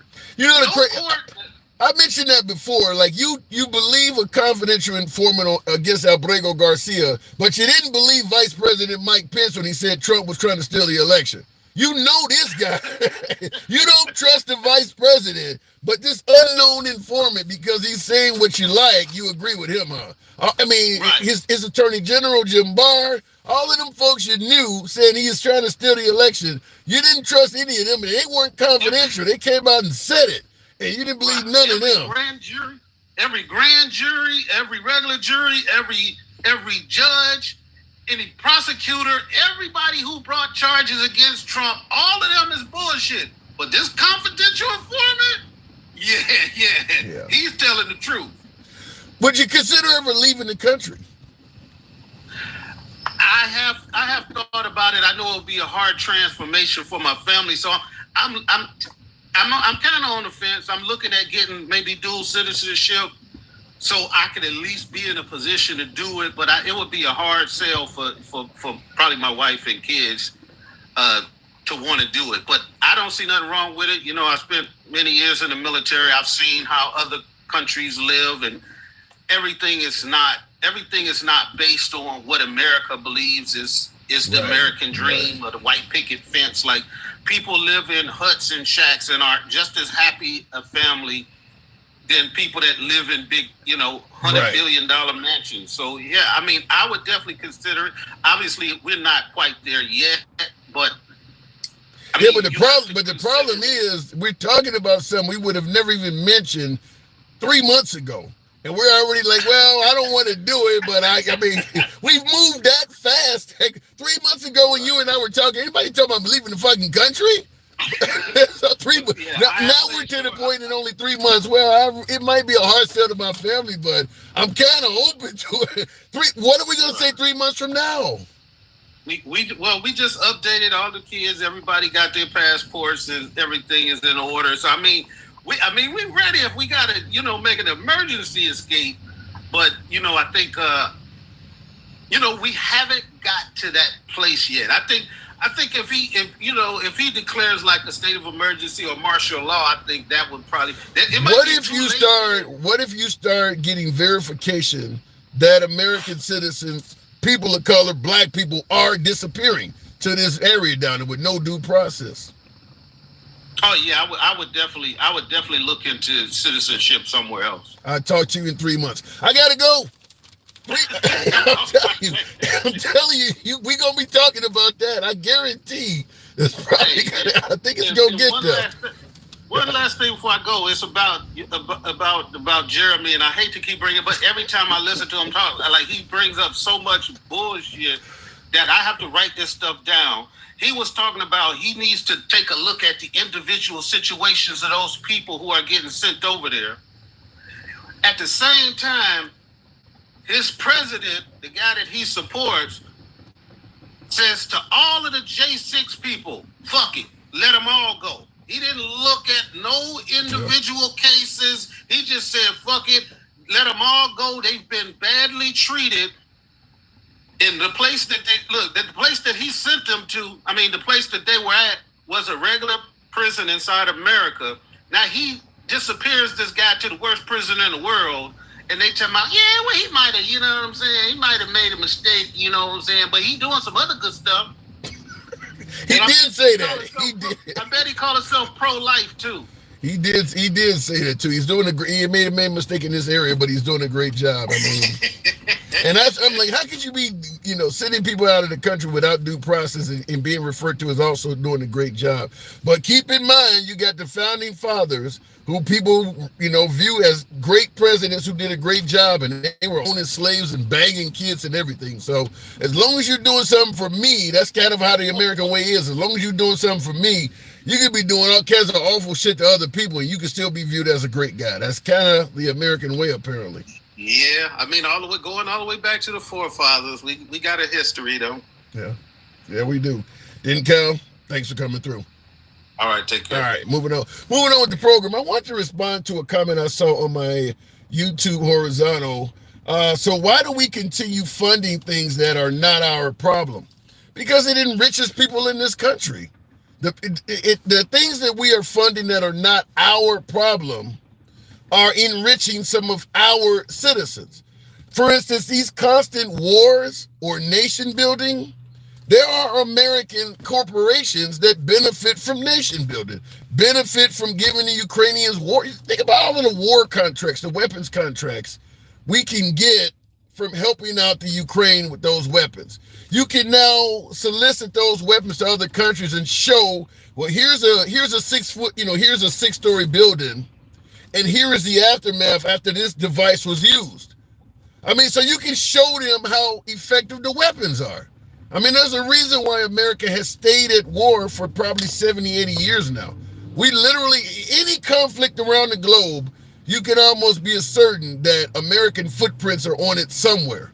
Even if they're just in the back. We're involved in every conflict because some folks in this country are being made wealthier for it. So that's why we fund things that does not help. It's not part of the problem because some people are making a fortune off of it. What to respond to another comment here. I'm going to say that's irrelevant. I'm going to say to not deport anyone. I'm saying we shouldn't be paying for detention. We can deport them without paying for their detention. I think that if the money that Trump is giving El Salvador to house them in prison, you could have probably gave that to Mexico or somebody, and they would have gave them a cheap-ass apartment or something for it. But we want them in prison. We don't want them to live a decent life. We want to hurt them. But he could have probably get that, because $6 million or whatever it is goes a long way in some of these developing and third world countries. He could have sent them somewhere that did not involve them turning into a damn zombie. It just was not necessary. And without any proof, I'm really surprised that MAGA's really good with that. Let me go back to the box. Chattel Slavery says Sam something. Yeah, it just looks bad in my opinion.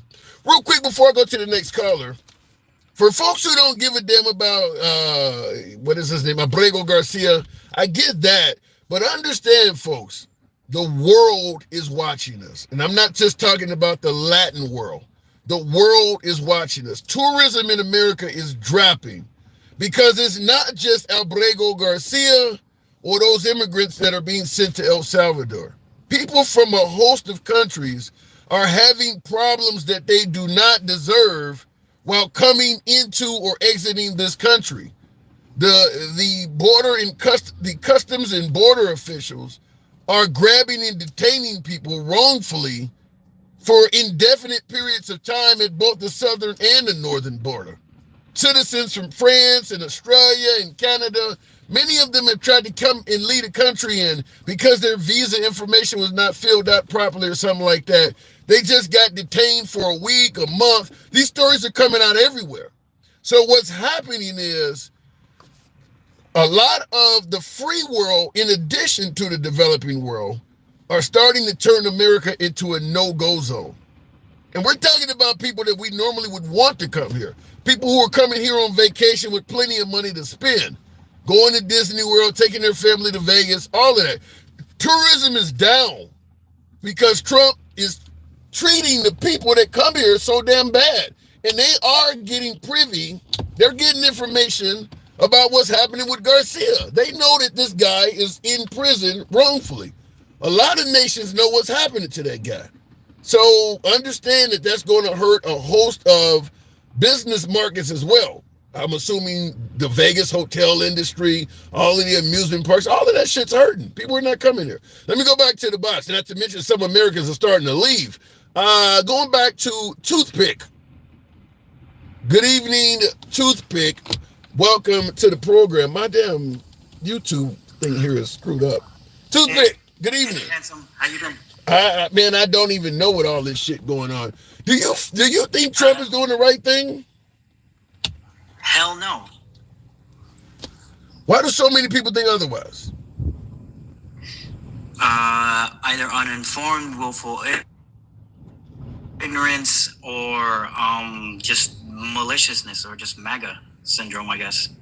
You say MAGA? What is MAGA syndrome? Also, that's a like, new word. Huh? Just like, you know, they're drinking the Kool-Aid and just like being like, yes, whatever Daddy Trump says, that's what I think too. So, you know, and I have family that's like that too. So, I have firsthand experience about it. So no evidence needed. If Trump says it, therefore it must be. I don't know if I'm having. That's what their thinking is, but like, you know. How do we get past that? So, How do like, we? My thing is, it's like Go ahead. Go ahead. We got a serious delay. I may have to drop you and move and come back or something. But how do we get past it? How do we get to the point where we're going back to due process in the traditional way? How do we get past one man just being able to say you're a killer and society treats you as if you are a killer and just throws you behind bars? How do we get past that? Well, my thing is that, like, I don't think we're ever going to go back to the world we knew before this. It's like saying, how do we get back to a pre-9/11 world? We're not going back to that world. Well, the only way past this is through it. Whatever happens, you know, however this case, however this situation plays out, it's going to be a different world, because it's like, I don't know, you can correct me if you know more of American history than me, but like, I don't know if we've ever been in a situation where a president defied Congress. I feel like even with Nixon, like he even took it, like, obviously correct me if I'm wrong, but he even took it upon himself to like just leave. Yeah, he resigned. You know what I mean? Yeah, he resigned. So we're not going back to the world we knew before. This is uncharted territory. So you believe that after, this is where we're headed. So you believe that after a little bit less than 3 months in office, Trump has permanently changed how America's going to operate. He hasn't even been in office for 3 months yet. He changed it since 2016. He was inching us slowly into the right, and then January 6th happened, and then I just feel like Biden's presidency was just sort of like a cool down period between Trump, because he was still in the headlines. He was still going out like screaming like fake elections and all that and everything. And so we're not going back to the world we knew before. So for better or for worse, we're headed to something we've never seen before. And people are going to read about this era in the history books. This is going to get its own chapter. You're assuming that you're gonna be legally allowed to write about it. Shit. We're probably not even gonna read those textbooks. Some other nation in some other time in another paradigm are gonna read about us. We might not even read those textbooks. I mean, You know what I mean? America's on top. I mean, are you talking about, you sound like you're talking like end of an empire type shit. I don't wish for it, but that's what I'm seeing. You know what I mean? But then I got folks like Adam Joyner in the comments that are saying America's back. You know, we got the right guy in office. You know, America's on the right track. I mean, just a completely different opinion from what you're saying.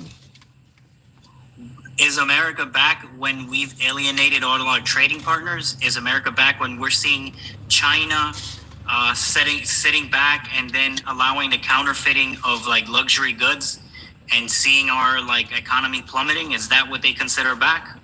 You know what I mean?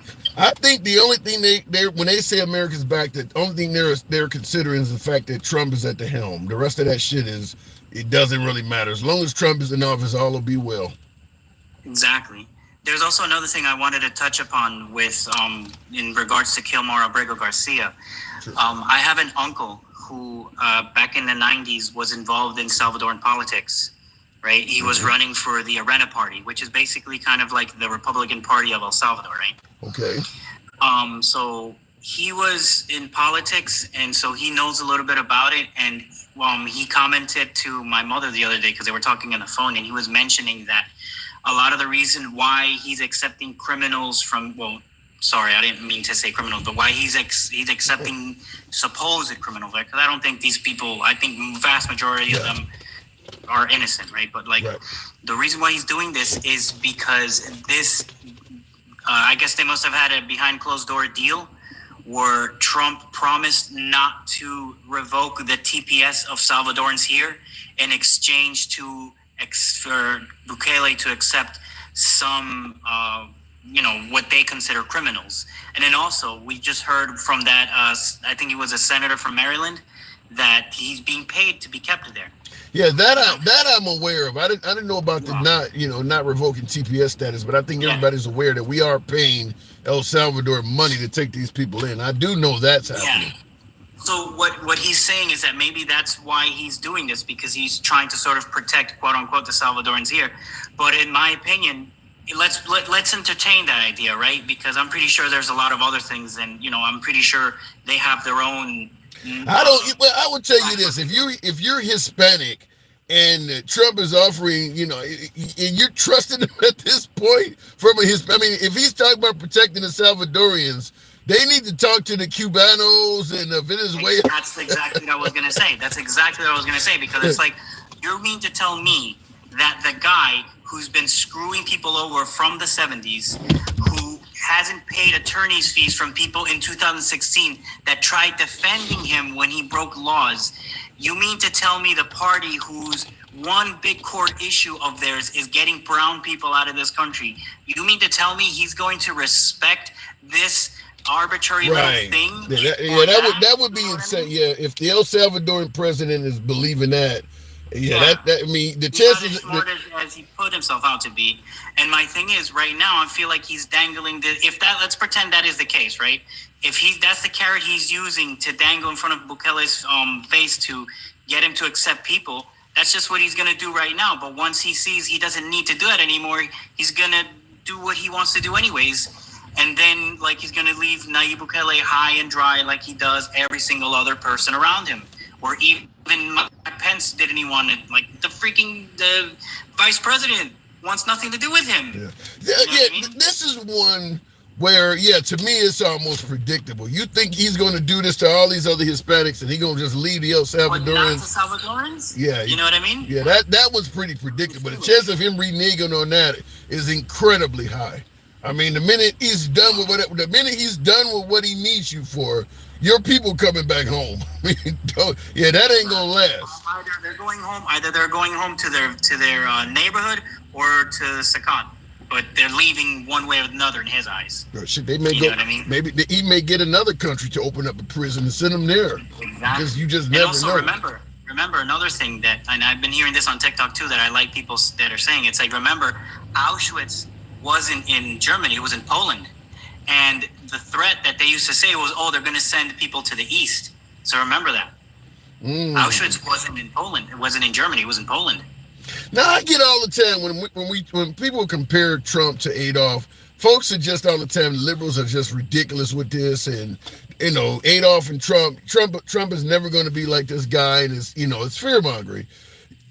Now I'm assuming you see similarities between Trump in 1930s Germany. Yeah.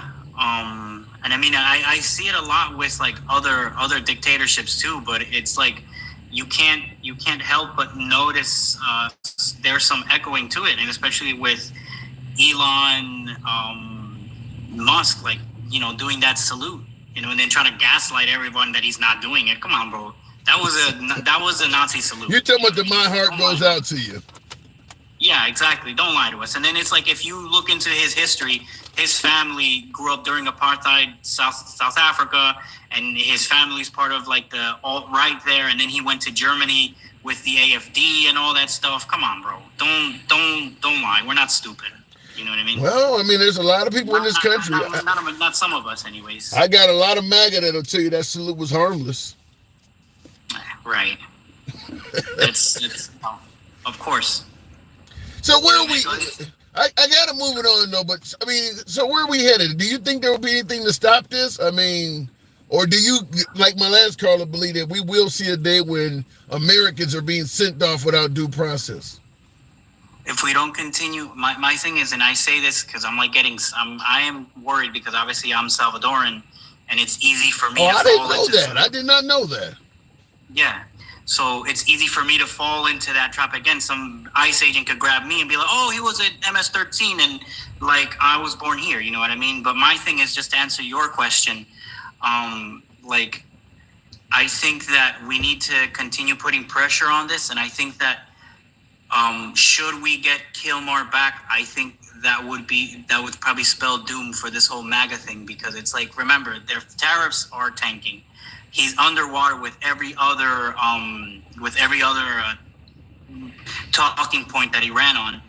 This is the reason why he's so clingy to this one, because this is his last stand. Well, but MAGA don't see him as doing this bad on the tariffs. They're looking at it like he's tackling something that nobody else has touched, and it's going to take some time for things to straighten out. MAGA's giving them time. They don't see it as bad as some of the liberals do. They're like, yeah, it's, how do you expect him to do something so big without a little bit of suffering? It'll be okay. Just give him a little time.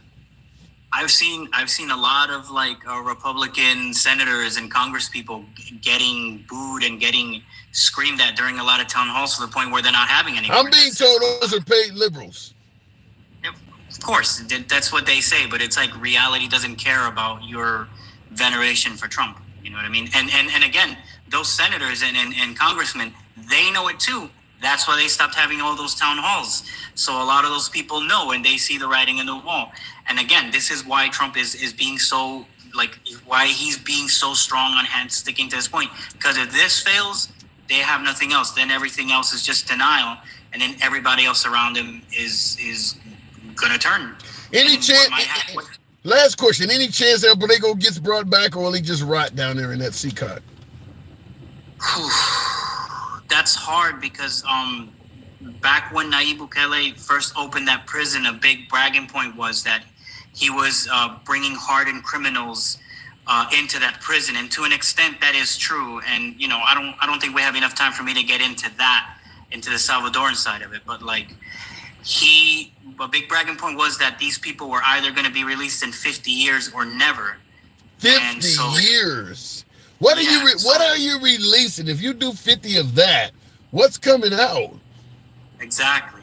And so my thing is, it's like if they release Kilmar Abrego, like he's gonna tell his story, and so that's gonna make Nayib potentially look really bad, and it's gonna make Trump look really bad. So I think that both, you have two governments with a vested interest in keeping this individual locked up, because it's like when you go to Salvadoran Talk and you follow Nayib Bukele's page, you get a lot of videos of them showing like drone shots of the prison, and them showing them how they, basically the daily life of criminals. But that's only, I'm assuming, the pods that they let you see. There's probably pods that are like just like nightmarish, and it's like if Kilmar speaks on what he saw there, that's probably going to make Nayib look bad. So they need to actually keep him in there to keep him silent then. Exactly. Amongst all the other like 300 even Venezuelans that I think were there too. So. Damn. So in other words, nobody's getting out. I like to think that like this, what's that guy's name from Maryland that went down there? I'd like to think that this is the beginning of maybe a final push to get him out. But like, if something like that doesn't intensify, man, I'm sorry, man.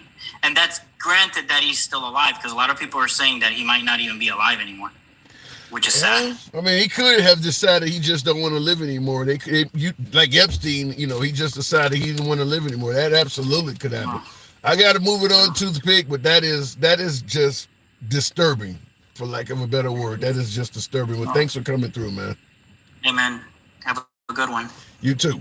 And what he stated, I think a lot of, particularly on the left, are saying that this guy may not be alive. And my last caller makes a good point, is that if he is released, he is likely to come back with a bunch of horror stories, which is why, because legally, and I mean legally, what Trump is supposed to do is bring this guy back, hold a deportation hearing, and then kick him out the country. That's legally what is supposed to happen. But that's plenty of time to tell horror stories, which is why this guy is not going to likely be allowed to speak to anyone. And as my last caller pointed out, probably no one on that plane, 200 plus or whatever it was of them that have been sent down there, they don't want any of them speaking out, because if they get a chance to speak out, they're going to speak out in regards to the horror stories. Here's what I don't get. And I should ask my last caller, considering he was from, his heritage is from down there. Why won't Latin America do more? Well, just like with the whole Palestinian thing, if you think that there's, genocide, the Middle East should do more against Israel. And I'm going to suggest that Latin America, those other countries that are south of the border, they should get involved against El Salvador in any way, sanctions, no more trade, whatever kind of relationship that those countries, Nicaragua, Guatemala, all those countries that are down there, because we're going to probably send people that immigrated here from all of those countries to El Salvador eventually. If they build more prisons for Trump, and they don't seem like they're really close to doing so, we're going to have people from a lot of countries getting sent there. So I can't believe that the other Latin countries are not speaking up about this, because eventually it's going to happen to some of your people as well, or it has a likelihood of happening. Looking in the comments, Congress needs to pass, if you come here illegally, you have no rights. J-Net, here's the problem with that. Good for thee, not for me. And I'll go back to the box, tap the screen, a lot of lazy thumbs in here. We should be around 60,000 on the likes, unless this is a really bad topic and therefore a really bad show. Show the program some love, tap the screen, get the likes up to about at least 50, F-I-D-D-Y. Here's the problem about giving illegal immigrants no rights. And MAGA overwhelmingly agrees with this. Hence the claim that you don't deserve due process if you entered America illegally. MAGA is overwhelmingly in favor of giving illegal immigrants little to no rights. Two issues. Number one, what happens if somebody entered the country illegally and Border Patrol or ICE, who encounters them, decides to rob them of what little valuables they have on them, or even rob them of their innocence? Maybe you encounter a border security officer who happens to be horny, and he got you out in the middle of the desert and you look attractive to him. Do you have no rights against what he might do to you? You have no rights. So does that person who might have entered America illegally and was violated sexually by a Border Patrol officer, do they have no right to complain about it? That's the first aspect of this. The second aspect, when you talk about giving illegal immigrants no rights, you ever watch America's Most Wanted back in the 80s and 90s when that show was on television? I think the early 2000s as well, with John Walsh. They would help find American criminals, fugitives that were on the run. You remember all of the Americans that were running from the U.S. Marshals, running from the feds, running from their own police? American citizens born and raised in this country that had ran into Mexico, had ran into Canada, was found in Europe somewhere. John Walsh himself personally going to work with federales and things like that to bring people back. The idea that an illegal immigrant should receive no rights. You realize how many Americans have illegally entered countries over the years? You think we would tolerate an American going to a country and having no rights? I don't think we would do that. Imagine some frat boys going to San Diego for the weekend and deciding to score a little bit of X or something in Tijuana. So they go into Tijuana and commit a crime. You think we would be okay with 3 or 4 college kids being told they have no rights and being housed in a draconian prison indefinitely? Think of some nice, well-dressed lacrosse boys or something like that. You think we would be okay with that? I don't think so. I don't think so.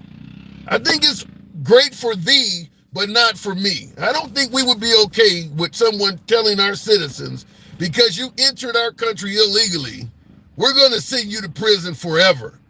I can see Trump instantly threatening to halt federal funding and every damn thing else for that. I don't think he would agree with that. But it's okay to do it to them. All right, looking in the comments, let me go back to the box. God saved him. Wait a minute. God saved him side. Ask why, sir. Maybe to say save us from World War III. So you're saying that, real quick before I go to the next caller, Casey in the comments is saying God saved President Trump, I guess, from an assassination attempt to maybe save us from World War III. God saved 50 Cent. God saved Tupac the first damn time. What did he do? He saved Tupac so he could put out a few more hit albums? That ain't got nothing to do with it. The guy just happened to miss. Got nothing to do with God saving him. God saved him. Okay. Let me go back to lots of killers very bad people are the victim of an assassination attempt, and many of them survive. Very bad people. Nothing to do with God saving them. The guy just fucking missed. Let me go back to the box. Or he didn't have an accurate shot. How about that? I think that says Electric Wolf. Is that who I'm talking to? Is that who I think that is? Electric Wolf? Handsome. Hey. What's up? Good to have you. I ain't heard from you in a while. Good to have you back on. We're sitting. Because you got too famous and you're too big of a creator and you just don't have time for me anymore. I've been sitting in your box forever and you never bring me up because there's just no love. But that's all right. Trump won. I haven't talked to you since the election, brother. Has it been that long? Has it really been that long? I haven't talked to you since the election. Okay, yeah, well, I mean, I've heard you around TikTok and stuff. It's good to have you back on. How happy are you now that your guy's in there? Fuck, I'm deliriously happy. I am so, man, let me tell you, we dodged a bullet getting those people out of there. Thank God that's over. I'm so happy. But hey, really quick, Handsome, what happened to you? Why are you such a weak tit right now? I have a lot of respect for you. I love you to death, man. I think you're one of the greatest creators on here. I'm not gonna lie. This is honestly from the heart. But what's wrong with you? Why are you letting all these fucking liberals fearmonger and they're such weak beta men? Why do you let them cry that, oh, we're all going to be deported and we're all going to be this and we're all going to be that. We're going to be rounded up. They're a bunch of crybabies. That's not going to happen. They need to stop crying. Well, you know something. I've said this before, Wolf. If I had a nickel for every time somebody told me something that people were accusing Trump of was not going to happen. Remember, he was no threat to democracy. That ain't going to happen. We're a republic. You don't have to worry about that. Now he is openly going against the Supreme Court. So a lot of things that people have... He's not. The Supreme Court has not ordered him... The Supreme Court has not ordered him to give people due process and bring this guy back? No, they ordered him to facilitate his retrieval. So all we have to do is just put a plane and say, okay, let him out. But El Salvador's not going to let him out because it's his citizen. The Supreme Court is our Supreme Court, not El Salvador's Supreme Court. Woof, That's a woof, citizen of El woof, Salvador, woof. and he's in a prison, and it's too bad. He Woof. shouldn't have been a member of MS-13, bro. Wolf, you honestly believe that if Trump wanted to get this guy back, he couldn't? No, well, it's not I'm just asking whether he wanted to or not, but why would he? No, I'm asking No, but why would he? Because he's been ordered to do so. Yeah, but but the Supreme Court. What's the Supreme Court gonna do? Are they gonna make Trump declare war on El Salvador to bring home a person who's not even a U.S. citizen so that they can put him on a plane and fly him to Guatemala? He's not gonna get due process. He got his due process. But that's he's had his due hold process. on. That's why I sent him to El Salvador. We fucked up and sent him to El Salvador, but oh well, it was a mistake. But now he's paying for the crimes that he committed, and now his wife is safe, and he won't be beating her anymore. What crimes did he actually commit?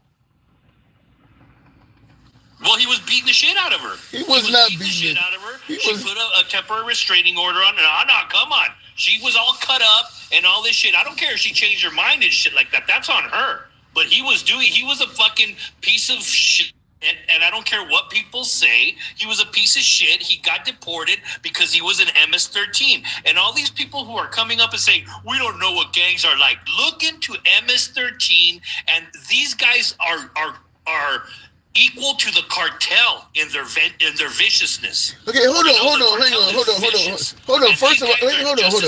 First of all, you said he was beating the shit out of his wife. So the court.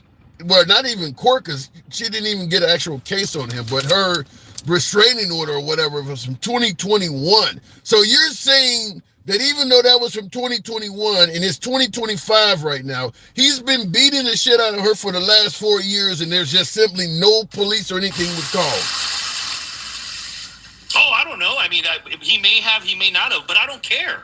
I don't care. The thing is, she didn't show up to court, so they dropped the charges because she didn't want to. I mean, it's a story that everything happens with these domestic violence couples, where the women don't want to proceed and they don't show up to court, and then they don't have any evidence, and then they drop charges and shit like that. I don't care. The guy's gone. Okay, wait, hold on. We know he shouldn't have been part of a gang. We know he's gone, but we're tackling the information or the accusations on why he's gone. And Dennis Calhoun rightfully points out Trump's wife once accused him of domestic violence. You do realize, Electric Wolf, that a lot of men with actual criminal history of domestic violence did not hurt anybody at all, and it was a possibility of a lot of women will hit a guy. I totally get it. So why the hell are you just why are you just buying into this? Why are you saying he was beating the hell out of his wife? I mean, because she called the police. She had fucking blood coming out of her eye. She had scratches all over. He grabbed her. Now, did they both go at it? Maybe, but she's the one that made the report. I didn't make the report, handsome. I didn't make the report. Right, she did. but you're. I'm only going. Listen, I'm only going off a poor, defenseless wife who wants her husband back, but she's a poor, defenseless wife. She's the one that filed the report. She filed the report. We need to believe all women, handsome. We need to believe all women. What happened to that? Wait, hold on. Hold on. If we're going to believe all women, do we believe the ones that say Trump raped them? Well, yeah, but they disappeared. They all disappeared, remember? So what does that got to do with it? In 2016, all these women came out and said, oh, he hurt me, he touched me, he did this. As soon as he won election, what happened to him? Poof, they were all gone.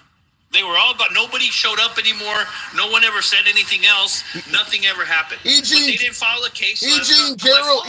Jean Carroll never disappeared. She won $88 million from him. She didn't disappear.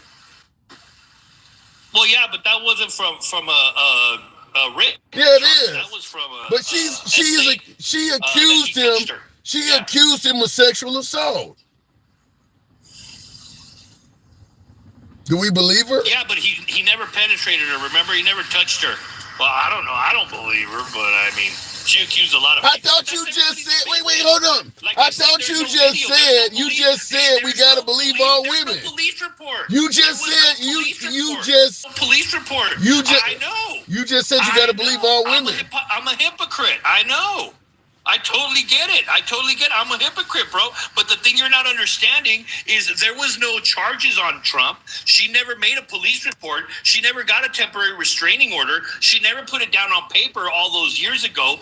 I mean, this guy who everybody's cucking for, like this guy from El Salvador that knew his first name and like they're the best friends in the world. Like, oh, I hope he's okay. Get the fuck out of here. He's a fucking gang member and he's not even a U.S. citizen. Worry about your U.S. citizen. Where's the Worry about the victims. How about that? Where's the evidence he's a gang member? The court said that he was the possibility of him being a gang member was very good, and a confidential informant said all that shit. I don't care. I'm just going off what the judge said. So he's a member of MS-13. He's not an innocent guy. I don't care. If you want to hang around with shit, and then you get picked up with a bunch of shit, and then you're being called a piece of shit, and you're like, oh no, give me a break. Get the fuck out of here. That's your fault. So you do believe he deserves to be in maximum security? Oh yeah, absolutely. Yeah, he's MS-13 and he's a gang member, and they're terrorists. Now they're on the terrorist watch list, so they're gone. Tren de Agua, same thing. That's the beauty of that Alien Enemies Act. That's the best thing about it. And then the Supreme Court said, "Yep, you can just throw them out." So, so the question I'm wondering, because this is where you're talking about the liberal fear mongering. If you think gangs are so bad, a person belongs in maximum security, how hard would it be to convince you that the members of the Crips or the Bloods, they commit a lot of crimes? Hell's Angels. Yeah, well, no, they do. Yeah, you're right. You're absolutely correct. And they go to prison or they'll go to jail once it's adjudicated here, just like they do to U.S. citizens, because these are my gang members. Let me deal with my gang members. Let the world deal with their gang members. MS-13, all those motherfuckers, they can go away for all I care because they're not U.S. citizens, Ansel. Get it through your all thick head. So what you're basically saying, okay, hold on. This country's going to take care of its own. So you don't need to commit a violent felony. Just being a gang member in itself is worthy of going to maximum security. When it's MS-13, yes. You need to read up on MS-13, bro. You need to read up on MS-13. I could read up on the Klan and tell you about it. You think all Klan members should go to maximum security for life? They've done some pretty bad shit. Fuck yeah. I mean, tell Democrats to get their people in line. That ain't what I asked you. So you do believe that if the Klan is having a protest on a Capitol building steps in Alabama somewhere. No, they have to commit a crime. So now it's got to be a crime now. Well, yeah, you're not going to get arrested for being protests. I mean, look at all the fucking people that are terrorist sympathizers, and they're not getting arrested. So all these terrorist sympathizers on these colleges that are terrorizing Jewish students and shit, they don't get arrested. So MS-13 is known for committing crimes. The Klan is known for hanging black people. But you can be in the Klan without committing a crime, but you can't be in MS-13. Brother, I hate to break it to you, but hating black people is not a crime. I said murdering them. Is not a crime either. I said murdering them. They're known for murdering black people. The person that murders them needs to go to jail.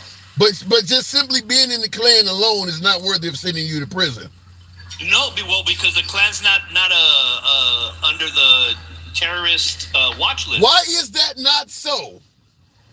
I don't know. I'm in if you want to do it. I mean, the Democratic Party is going to be pissed off, but I mean, hey, I'm in if you want to do that. If you want to call them a terrorist group, I'm way in. I think you know what it's called. It's called a double standard. Trump is in office right now. He could easily put them on the terror watch list. Why isn't he not doing it? You know what? I don't know, but I'm going to ask a guy that I know that's in the administration. I don't know him personally, but I've talked to him before. I'm going to ask him about that because I think that's a great idea. I think that's a great idea of putting the triple K. I think we know. That. I totally believe it. I think we kind of know. I got to move it on, Wolf. I'm glad to talk to you. Good to talk to you again, man. Don't be a stranger. Brother, I'm telling you, I love you to death. I hear you around here. You're the one that changed my mind on term limits and stuff like that, but then you went and changed your mind on term limits, so I don't know where that came from. But I'm telling you right now, you're being a weak tit by not telling these liberals to man up and suck it up and sit down and enjoy the next 3 years, and we're gonna have a really good country. I thought the purpose of the next 3 years was to make liberals cry. Isn't that the intention? Is to stick it to the liberals? Well, you know, I do. The thing is, it's unintentional to make them cry. We don't want to make them cry. We just want to. We just want them to sit down and enjoy it. But I can't help y'all are weak. How could you say it's not the intention? You're literally drinking from coffee mugs that say liberal tears on it. You do have an intention to make them cry. Well, it's because I can't help it. You guys were bred to be weak, bro. Liberals are weak beta men. I mean, I can't help it. I can't help it. I don't understand it myself. Okay, so I don't understand it. So they're weak beta men people, and you see a weak person, and your decision is, well, I'm going to make that weak person cry and bully him. Bro, the thing you don't understand is me breathing makes them cry. That's how weak they are. I mean, just because I say Trump is my president, they start crying. Oh, my God. The hat that's hanging behind you is making some liberals cry right now. I could put a rainbow hat up and tears will start coming out of your eyes immediately. I got to go, Wolf. I got to go. I love my gay people, but I love you. It was great talking to you, brother. Always a pleasure. That way, bro. I gotta go. Later. All right, that is a lecture. Well, good to talk to the Wolf again. As I say, folks, finally a few MAGA come through the show. We don't run from MAGA. Understand that. I seen that. Dennis Calhoun says the judge said Trump committed fraud. Yeah, he stated that the court said that this guy was an MS-13 member. From what I heard, the last court suggested that Trump did a really piss poor job in proving that this guy was who they say he is. To me, it sounds like what Trump is doing is picking pieces of what benefits him and ignoring what they don't want to hear. I'm under the impression that this guy, according to the courts, does not appear to be an MS-13 member, and that the Trump administration has provided a really weak case as to why they're saying he's an MS-13 member. From what I heard, it's based on really the testimony of a single informant. And then of course, I suppose the government, maybe ICE or maybe Border Patrol or somebody. But I don't believe they have a lot of evidence to that. So my last caller was suggesting otherwise. But I mean, here's what I've said before. You've seen Trump's spokeswoman, I cannot think of her name right now, but the woman is, the 27-year-old that speaks on behalf of the administration. She's up there talking about a domestic violence beef from 2021. And then they bring up the mother of a deceased person that another illegal immigrant took the life of, which has nothing to do with this case whatsoever. The mom that was victimized by somebody taking the life of her daughter. That case has been adjudicated. The guy who did that is in prison. Why she's up there talking in regards to this is for only one reason: to garner hatred towards all of these people. That case has been done with. Why is she up here talking about this shit? Before what we're about to discuss on Abrego Garcia. He has nothing to do with that. But they deliberately brought her out to soften up the crowd with a sob story about how her daughter's life was taken by an illegal immigrant. It had nothing to do with that case. I don't know why they brought that out other than to do that. But anyway, if they're going to go back and find a accusation, which is really what it amounts to, a domestic violence accusation, because he was ultimately not charged with any domestic violence beef. If they can find that from 2021, they should easily be able to show you some proof that he's a violent guy, that he's MS-13 and all that. They wouldn't dug that shit up from the archives. That amounts to nothing more than the police writing it down. I mean, he wasn't charged with anything on that. So he wasn't convicted of anything. So if they can find that, if they had proof that he was MS-13, they would show you just to get the heat off. Same thing with all the other 200 or 300 of them that they have down in El Salvador. If them folks were as violent as they're claiming, they would be telling you that, because it would be very valuable to their administration. You would get a lot more independence, and even liberals like me that would suggest, yeah, this person had to go. I once migrated, and I'll go to the box right after this, but I once migrated to a country, and I knew they wouldn't accept criminals. So I get it. We don't want criminals in the country. I get that. But all you have to do is prove that. And you would get a lot more people to agree with you. The fact that the Trump administration deported 300 some odd people and they provided little to no proof that even one of them was a criminal speaks volumes. It's not that hard to show the records. Create a website, post the guy's picture that you deported, and put his record up next to it. Obviously, records can be researched, so you got to tell the truth. That's the reason they're not doing it. Looking in the comments, her name is Hot Barbie Girl. That's the lady that speaks on behalf of Trump. She don't look all that hot to me, Majin Boo. I mean, she's not ugly. She looks a lot better than Sarah Huckabee Sanders, I'll tell you that. but I will say this though, she's only 27, and I'm watching her yesterday, and my family's like, dude, she could be damn near 40. She looks a lot older than 27 after only doing that job for 2.5 months. Let me go back to the box. We'll continue on with Takesha Bowie. Welcome to the program. I'll let Biden say it. Kamala, you ain't black. Make Kamala Indian again. No clue what that means, Paul. She was born and raised in America. Takesha, good evening. The shit Caroline Levitt is really not an attractive woman. I don't know why these men are going so crazy over her, because I look at her every day and I would have never thought that lady was 27 years old. Yeah, she looks much older than what she is. I don't think she's unattractive, but she definitely looks older than her years. She's not pretty. She's not a Barbie. I'm sorry, she's not. Now, I'm gonna leave it at that, because I said what I said and I meant it.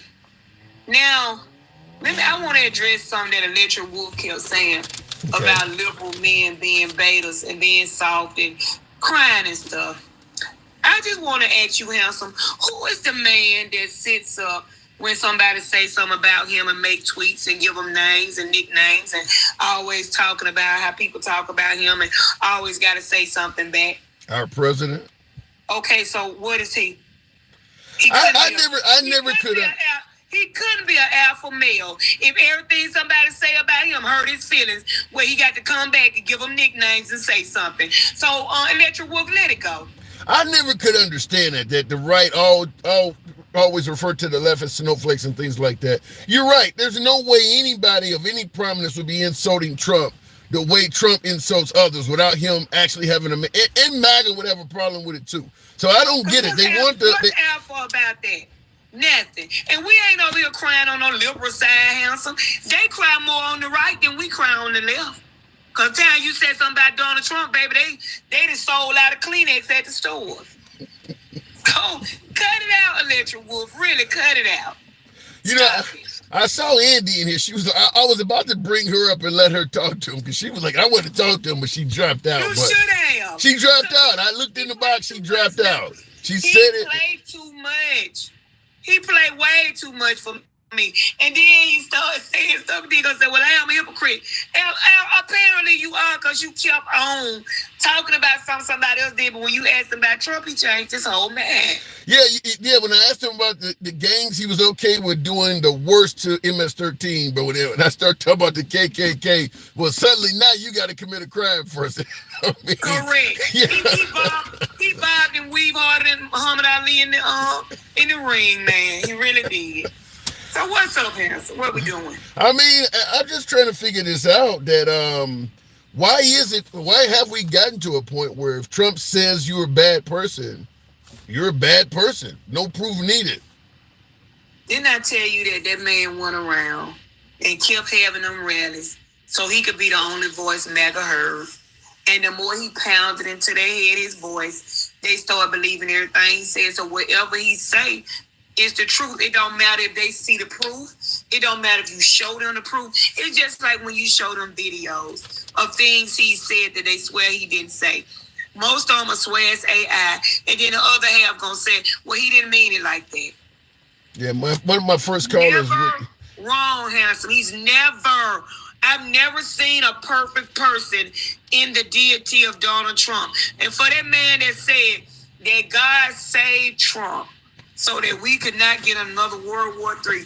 Let me address that because this is my subject right here. It would be a poor God who spoke the world into existence by his words that would need Donald Trump, an imperfect man, to stop a World War III when he can speak it and stop it himself. Wow.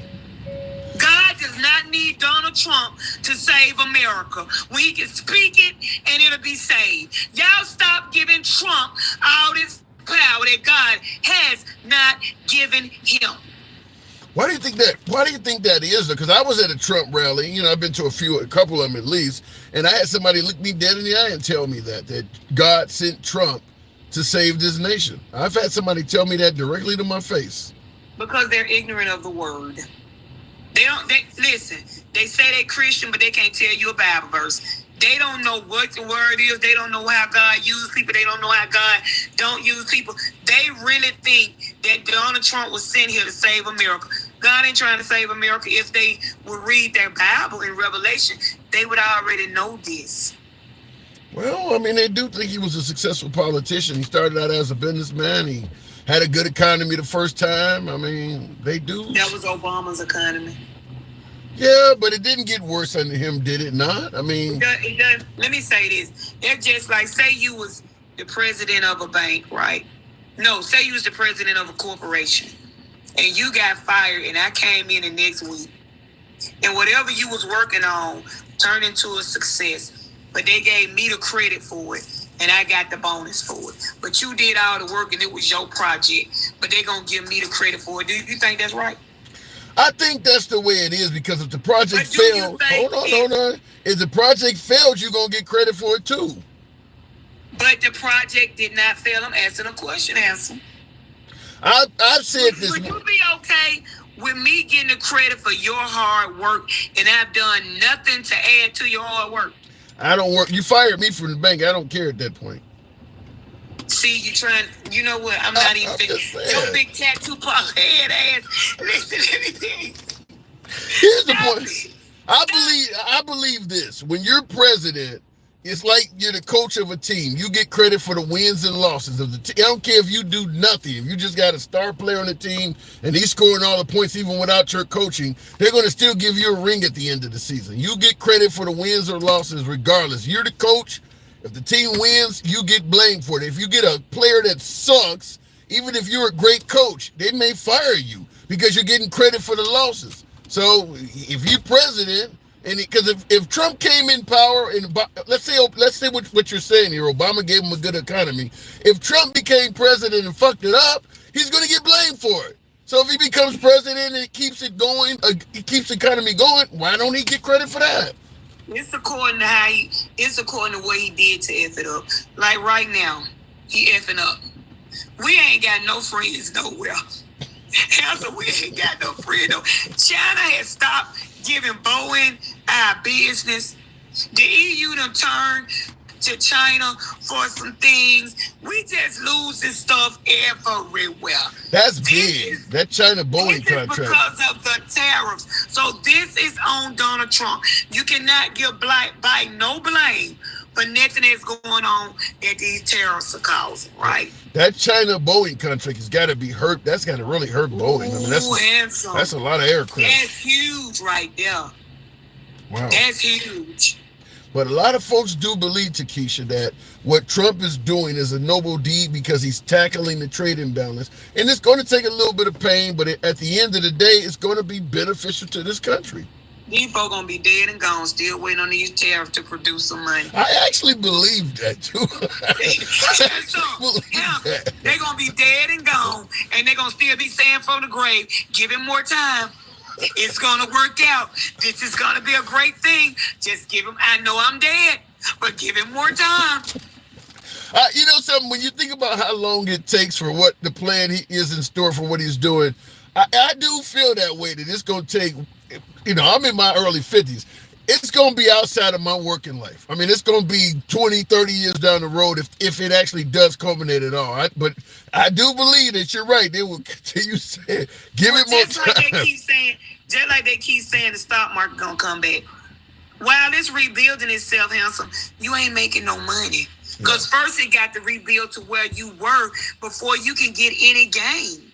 So it might be 2 years from now that you get your money back. You might be retiring this year. You ain't got it. Yeah. Not to mention how much stuff you losing in that time. I mean, if the market comes back. They don't understand how none of this stuff works. That's why they being easily fooled like this is a great thing. But you making it sound like MAGA doesn't have intelligence or something. I'm not going to say they don't have intelligence. They lack understanding. Let me say that. I don't think they're stupid. I don't think they're dumb. I think they just lack understanding of how things actually work and how they go. Let me say that. Well, I think it's more of a case of if you believe Trump has the best vision for America, so you're just trusting him. And it's almost like you get on the plane, you don't know how to fly, but the pilot does, and even though you're in a steep dive, the pilot is, look, I got to build up a little bit more speed to get left and point. You trust him. You just trust, even though you're in a deep dive. But handsome, that's the problem. They putting their faith in man. And you can't trust nobody totally. You can't even trust your husband or your wife totally not to cheat. Because they will do it. You can't trust your children totally not to lie because they do it. So why do they have their total trust in one man? It's going to lead us to the promised land. What promised land? I don't know. They ain't finna get no milk and honey. They not going to the promised land. I don't know, but I think that's kind of what it is. People believe that ultimately Trump is, because under Biden, with the higher cost in price of groceries and inflation and the price of eggs, Biden could have said, just hang on, there's going to be some temporary suffering, but we're going to get through this. And they would have never trusted him. But for some reason, when Trump says it, he has full trust. I don't know why that's happening, because right now, financially, things in this country are actually worse than they were at Biden's point. I mean, because... Let me tell you something else. My light bill last month was $333. When Alabama Power texts me yesterday, my new bill is $413. What? Sound like CCOT over there. You never turn the lights out? Yes, I do. Damn. Alabama Power is robbing us blind because they can. Are you? You know why they can? Because of what's going on with the tariffs. So that's why I don't understand why people saying groceries going down. Because I went in Walmart. And ain't nothing going down in Walmart that I pick up. And I try to get great value stuff. And it ain't no value that's great no more. So what about what in the comments, NBA fan is saying, quit lying. Trump has saved the economy. It is greater than ever. Right now, as we speak, the economy is greater than ever. Where the hell he live, handsome? Because I'd like to move there. I don't know. Where he live, handsome? Because I would really like to move there if the economy is that great. Where do you live at, sweetie? Because I need to move there. Are there any places available in La La Land? You must be in the land of Oz looking for the Wiz down the yellow brick road. Because ain't nowhere in the world you living nowhere else. You done went through a tornado, bumped your head, and now you living in the land of Oz with the Munchkin people. Ain't no way you think the economy doing good when everything going up. You the one that's lying because it ain't me. I'm just telling you what I see. And I got to move it on to Keisha, but greater than ever. Our economy is greater than ever. Listen, I need to move exactly where he stay if the economy is greater than ever, wherever he at. Because I need some of that, baby. Yeah. I second that motion. Thanks for coming through, Takesha. All right. You guys got me in the trenches today. I didn't expect to go this deep. Tap the screen. Some of you folks have been showing the program some love. Get us on up to 85. We can make that happen. He has the largest point drop in U.S. history among independent banking. His own record last cycle. Breaking his own record last cycle. Yeah, that's what I heard. I didn't hear it. My viewer said, MAGA ain't shit. High on shrooms, says Will G. Will G suggested that individual claiming that the economy is better than ever is high on shrooms. Trump ain't shit. He has no idea of what he is doing. The only thing he might know how to do is crash and liquidation straight into his pocket. Well, he is benefiting financially. I don't doubt that. But I think there's three things before I go to the next caller. One being, many folks are going to suggest that what he is doing was, talking about what in regards to the tariffs, they were not well thought out. Because he's imposing tariffs, he's removing them, he's, 90-day suspension right after him stating he would never suspend for 90 days. So it makes it look like you didn't really plan this shit. Certainly when you're imposing tariffs on countries, and thank you for the subs there, imposing tariffs on countries that have no people. Thank you for the subs, MM and Mod 1 I-90, I think that is. Thank you, folks. Appreciate that. Retired firemen, all of that. Wow, thank you, folks, for supporting the program. But you're imposing tariffs on countries that have no inhabitants. So clearly you didn't do any actual data and analysis before throwing these tariffs out there. So it makes it look like he doesn't know what he's doing. So that's one problem, is when you start doing things that might lead people to think you're incompetent. Second thing is the unpredictability of it. So you do something today, and then tomorrow you change it, or you do something today and you assure the people that this is the way it's going to be, and then tomorrow, well, I decided to change my mind. So I think that that's the stuff that's leading people to come to the conclusion this guy might not know what he's doing, because he's moving shit all over the damn place. Last but not least, in regards to these tariffs, and this wasn't what we're going to discuss, we'll get back to the actual topic, but a lot of MAGA believe that Trump will ultimately win the tariff war with China. Here's my point on that. And what I don't understand is Xi Jinping is not held to the same level of accountability by his people as Donald Trump is. Like, people showing up to town halls pissed off and all of that. That's not going to happen in China. They already have the right to disappear you. We talking about maybe it'll happen here. They already have the right to do that. So I don't understand why people think that the Chinese are going to lose this tariff war to the United States when they already are used to working in sweatshops, getting $1 an hour and all of that shit. Americans were acting as though they were in desperation when the price of gas went up $1 a gallon. We do not have the stomach for poverty. They're only one generation away from it. They're used to it. And as I stated, Xi Jinping can really tear up the Chinese economy, and his people really have no power to hold him accountable to doing so. Trump can't say that. He can outlast Trump all day. Trump only, if everything goes right legally, Trump only has 3.5 years before he got to get out of the way anyway. Xi Jinping's going to be there for life. So why do people think that Trump is going to win this? It doesn't make any sense at all. I mean, we're far more likely to have protests and rioting in the streets than they are in China, because we're allowed to do it. They'll just run you over. You see Tiananmen Square, they run them over with tanks and shit. So they're not going to do that over there. So even if our terrorists start hurting the Chinese, so what? At the end of the day, the tariffs are not going to hurt the leader of either country. Trump's a billionaire. He's not going to go poor no matter what the tariffs are. Xi Jinping is considerably wealthier.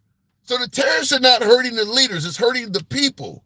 And the people in America have a hell of a lot more power in regards to their government than the people in China. So how the hell are we going to win this tariff war? The only way this works, the only way America wins, is as if we're dealing in an environment where the people of China have the same rights and power as the people of America. And they just don't. You're not going to win against a dictatorship when you're running a republic or democracy or whatever the hell you want to call it. We can hold our leaders accountable. They can't. So he can let them run them into the ground. And I'll give you perfect examples of people who held out and didn't give a shit if their country struggled. Cuba, North Korea, Venezuela, Iran, Russia. All of these are countries that we told them, if you don't play ball, we're going to drive your economy into the ground. We drove their economy into the ground, and they still aren't playing ball. So why do we think that China's going to do it? All of those countries are willing to live like dirt poor paupers as opposed to curving and bending to the will of the United States. But somehow we think China's going to do it? That doesn't make any sense. Going to the next caller, though. I want to make sure I didn't miss anything here. We'll go to, I don't know what I'm looking at here, but Michael Rivera, good evening. Welcome to the program. Beats voting for MAGA foul. I think I know what you're talking about. Well, what is a MAGA foul? They don't live dirt poor. DH, no, they don't live dirt poor now. Well, in North Korea, they do. They don't live. They're not very wealthy in Iran. They don't live worth a shit in Cuba. The Venezuelans don't have much money. Mike, good evening. My caller, are you there? Michael. Going, handsome man. I follow you. I got a lot of respect for you, bud. Thank you. I'm in the trenches today, though. Just real quick, we weren't talking about this, but do you see us winning this tariff war against China?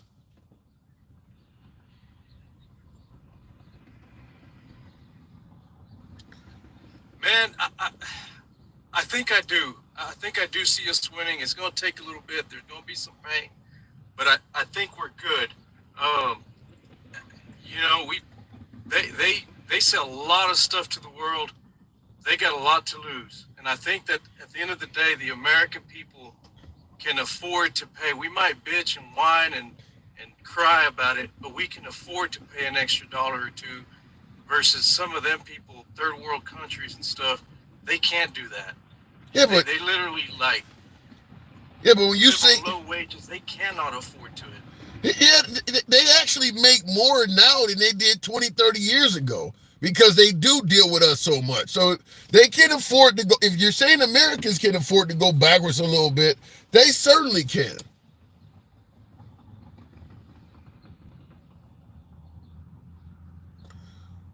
I don't know if we have a delay or something. Yeah, I mean, you have a good point. But yeah, I don't hear me. Yeah, but the point I'm trying to make is this: they have a dictator. We have a president.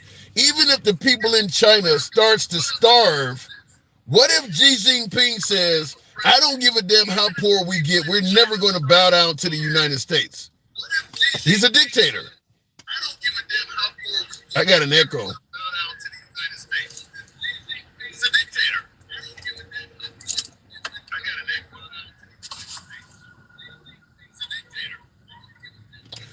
Okay, Mike, I'm gonna have to drop you. The echo is just, I mean, we got such a delay, and then I'm actually hearing my own conversation come back at you. Mike, sorry to have to drop you, but major echo there, and it was a delay. So if you're on, by the way, if you're on Bluetooth, and I do see that coming from Johnny 11, if you're on Bluetooth, when you come up, turn off your Bluetooth because it can really affect our communication. But I had an echo with him and he was on a delay, and I hated to do that because he was on hold for a while. Going back to the box though, to continue on, I don't know what I'm trying to bring up here, but we'll continue on we'll go to Andy. Good evening, Andy. Andy, you wanted to talk to my last call. Oh, wait a minute. Okay, I got Matthew. Matthew, good evening. Tim, how you doing? I'm in the trenches as usual, man, hanging around like Jesse Jackson at a Klan meeting. You know what I always say. So, oh, that's crazy. You're doing great. You're doing great so far. Hey, listen, we could pick up on anything a lot of these people have said. I mean, number one, I think we're like one of the largest purchasers of China to begin with, correct? Yes. So they want our business. Number two, I completely agree with a lot of things that people don't talk about. One, we owe China a lot of money, okay? And I'm MAGA, but you know, when you owe somebody a lot of money, you need to figure out a way to get them paid. I don't know what the plan is, but we've had a failing government for a long time. This ain't something Donald Trump did. Let me just say this though. When you said because we are the largest import-export partner with China, you're right, they want our business. But I would counter by saying the drivers in Cuba want access to newer vehicles and parts. Yet their government is like, screw you people. You're going to continue driving these 1950s cars because we're not bending to the will of America. Their people want that lifted too. So just because the people want it don't mean a dictator is going to give it to you. I think it's really a chess game, but China's really good at this game too, is the problem. And for a long time, we've had very unfair trade practices with many countries, and we've just accepted it. And I think that it is time for some type of reform. And people say, oh, the government, this and that. Listen, we've had a government. The government's a business, and it's been a failing business for a very long time. And we need government reform. There needs to be some type of change. Now, is it a little drastic or dramatic? Well, we're talking about Donald Trump. I mean, he's brash, and he tends to, he do things that are unconventional. But he's also very good at what he does. He usually does things that are way ahead of what people are even think he's doing. I don't know how he does what he does. Give me an example. Give me an example of something he has done that has had a successful output that was way ahead of everybody else. Okay, well, just an example of what's going on with this trade thing. He's got China reaching out to other countries. I mean, if China's, and they are big and powerful. That's not success. They've been around for a long time, but they're reaching out to other countries to back them up in like a coup or something. Like, hey, join us against America. Not, yeah, but that's not. I mean? I asked you, you said he does things and he's way ahead of everybody else. I said, give me an example of something he has done. That you tell me this is something that's ongoing. Give me something he's actually did that was successful, that showed he was thinking way ahead of everybody else. He said he was going to drain the swamp, and he didn't do it last time. I think he's done a really good job right now within 3 months of doing what he said the first term he should have done. He's draining the swamp. He's getting around. He's reformed everything from the FBI to the CIA. You go down the list. He got rid of a 4-star general and put a guy in there that can't even hold military secrets. Pete Hegseth, members of his administration have had to be walked out. You think that's draining the swamp? Hegseth and his crew, you really think that they're competent? No. I think somebody leaked something. I don't think that was on him. I think that was done just to look bad somehow. I really believe that whatever that you're talking about, it's his crew. Yeah, but all of the folks that are there are only there because of Trump. I mean, you appointed a bunch of bad people. I mean, you were draining the swamp. You got rid of people that were not leaking stuff out because they were DEI or they were the swamp, and you replaced them with these guys who were leaking things out. You see that as draining the swamp? Well, I mean, Iran, there's no big secret that Iran needs to be dealt with, and I mean, they're using unsecured app. They're using an unsecured app for war communication. You see that as draining the swamp? No, you're not wrong. You're not wrong. I think somebody, that might have been a mole. I really feel like, and I mean, hey, call what you want. I think there was somebody on the inside. You think it'll be a mole? What? They need to find out who did that on that unsecured line. Who put that out there for everybody to know? Not just Pete Hegseth. Somebody did that. Somebody had made that. Well, wait, hold on. When you're on Signal, you know you're on Signal. It's like if you're using the old. I'm trying to think of some of the chats now. If you had been using Yahoo, what was it called? Yahoo Messenger back in the day, or whatever. You know when you're talking. You know when you're talking on something. If you're on Zoom, you know you're on Zoom. Pete Hegseth knew he was on Signal.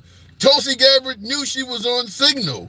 You don't think that you don't see any issue with that? You think somebody else did that? I can't speak for other people. That's hard when it comes to like that. That's hard. I feel like for the first 3 months, it's all trickle effect. I feel like we might feel something down the road. I don't feel nothing. If people got a problem, come to Florida. It's great here. I don't see prices going through the roof, but they talk about eggs. How's your colleges? You said if people like Florida come to. How's your colleges down there? How's FSU doing today? Well, that happens at any college. You know that. You could ask that. You could ask that anywhere in the world. Well, anywhere in our country. Okay, I get what you said. That's a subject for another day. That'd be like saying they took the guns away in Australia so they have mass stabbings. I mean, come on. You can kill somebody any way you want. You don't need a gun to kill somebody. You honest to God. I think you could be you will be considerably more successful if you use a gun. That's why people are choosing guns. You don't hear about a lot of mass stabbings. You hear about a lot of mass shootings because you can stab people and they tend to live a little bit better than when you shoot them up. I mean, guns are better at killing than knives are. That's why people that want to kill continue to choose a gun. It actually works better.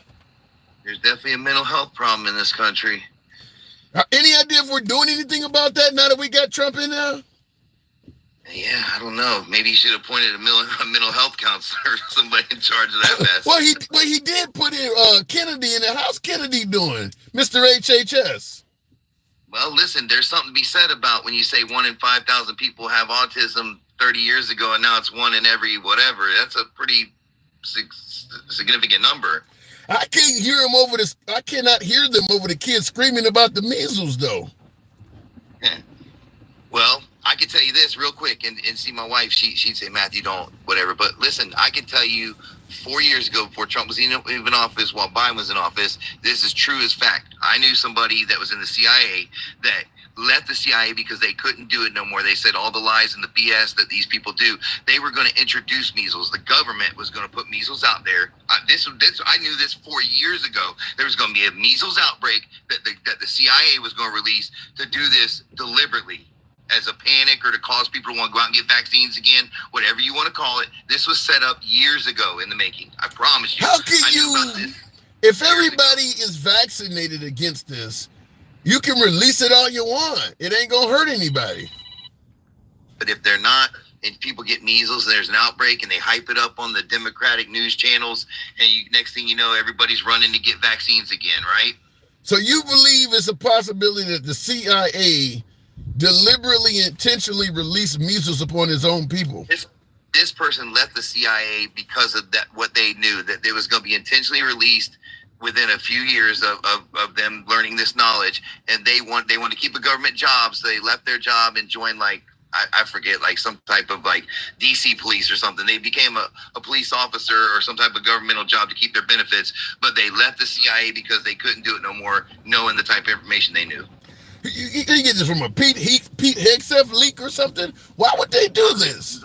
There's actually a female that said it. So, I mean, unless Pete Hegseth, his gender. Well, he might have been identifying as a female back then. I don't know. Never know. That's wild, though. Why would you release? But let's go back to what the one caller said, too. So, like you were saying this as well, and I agree with what you said on this. So listen. So then, if we start doing terrible all of a sudden, why is that Trump's fault? That should be Biden's fault then, right? Because if the president before did such a great job, then the next 4 years should be bliss because of what they did in their 4 years, correct? That's a good point, and I'll say this: if we were just going with Biden's economy, we might have a point to talk about. But the tariffs are making a big difference in our economy, and Biden obviously didn't do that. So right now, Trump has only been president less than 3 months. This should be Biden's economy. But once he started doing all those tariffs and shit like that, this is his economy. I mean, Biden's economy is gone. The minute you start imposing tariffs and breaking relationships and ending trade partnerships and all of that, whatever Biden did is kind of thrown out the window. So no, this is Trump's economy now at this point. And unfortunately, I haven't had this happen in a while. I don't believe in block banning or censoring anybody. I never do it. Very, very rare. But TikTok took my last caller down. TikTok did it. You're invited back anytime, Matthew. I can't control what the app does. I haven't had that happen in a long time. I mean, maybe somebody who didn't like Hegseth or something. I haven't had that. Wow, I haven't had somebody get removed from the program in a long time. Sorry about that. I don't believe in censoring folks, but they actually took my last caller off of the program. Damn. They claim it was misinformation. That's what popped up. Looking in the comments, Will G, to push back on Carmelo Anthony with you saying you don't see what made the situation go lethal. Wasn't you that said if someone puts a hole in your gas tank, prepare for repercussions at FPS? Yeah, I was selling whoop tickets to some degree. You're right. You got me on that one, Will G, because I did make a video about that. I can't argue. You call me out. But yeah, I don't see in regards to that. The Carmelo Anthony thing, we're not talking about that right now, but I made a video suggesting that I don't see why Carmelo Anthony went lethal on Austin Metcalf. I still don't see it. People are saying it was self-defense and all of that. I listen, at some point, the stand your ground defense may come into play. I don't know. I can't speak on that because to me, stand your ground invites mayhem. But a lot of folks, particularly on the right in particular, they like stand your ground laws.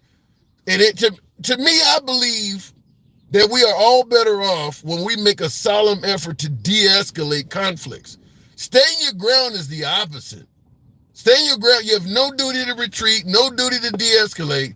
Just stay there and kick ass if you have the ability, and if you're armed, it can go right on into a lethal event. I don't favor that, but that defense is likely what's going to be used to hopefully get Carmelo Anthony off. That he had the right to stand his ground and take a life. There's no reason that kid should have been killed. It's just no reason for that. I mean, Carmelo Anthony took his life and then took off running. If he was there to de-escalate, he could have just took off running to begin with.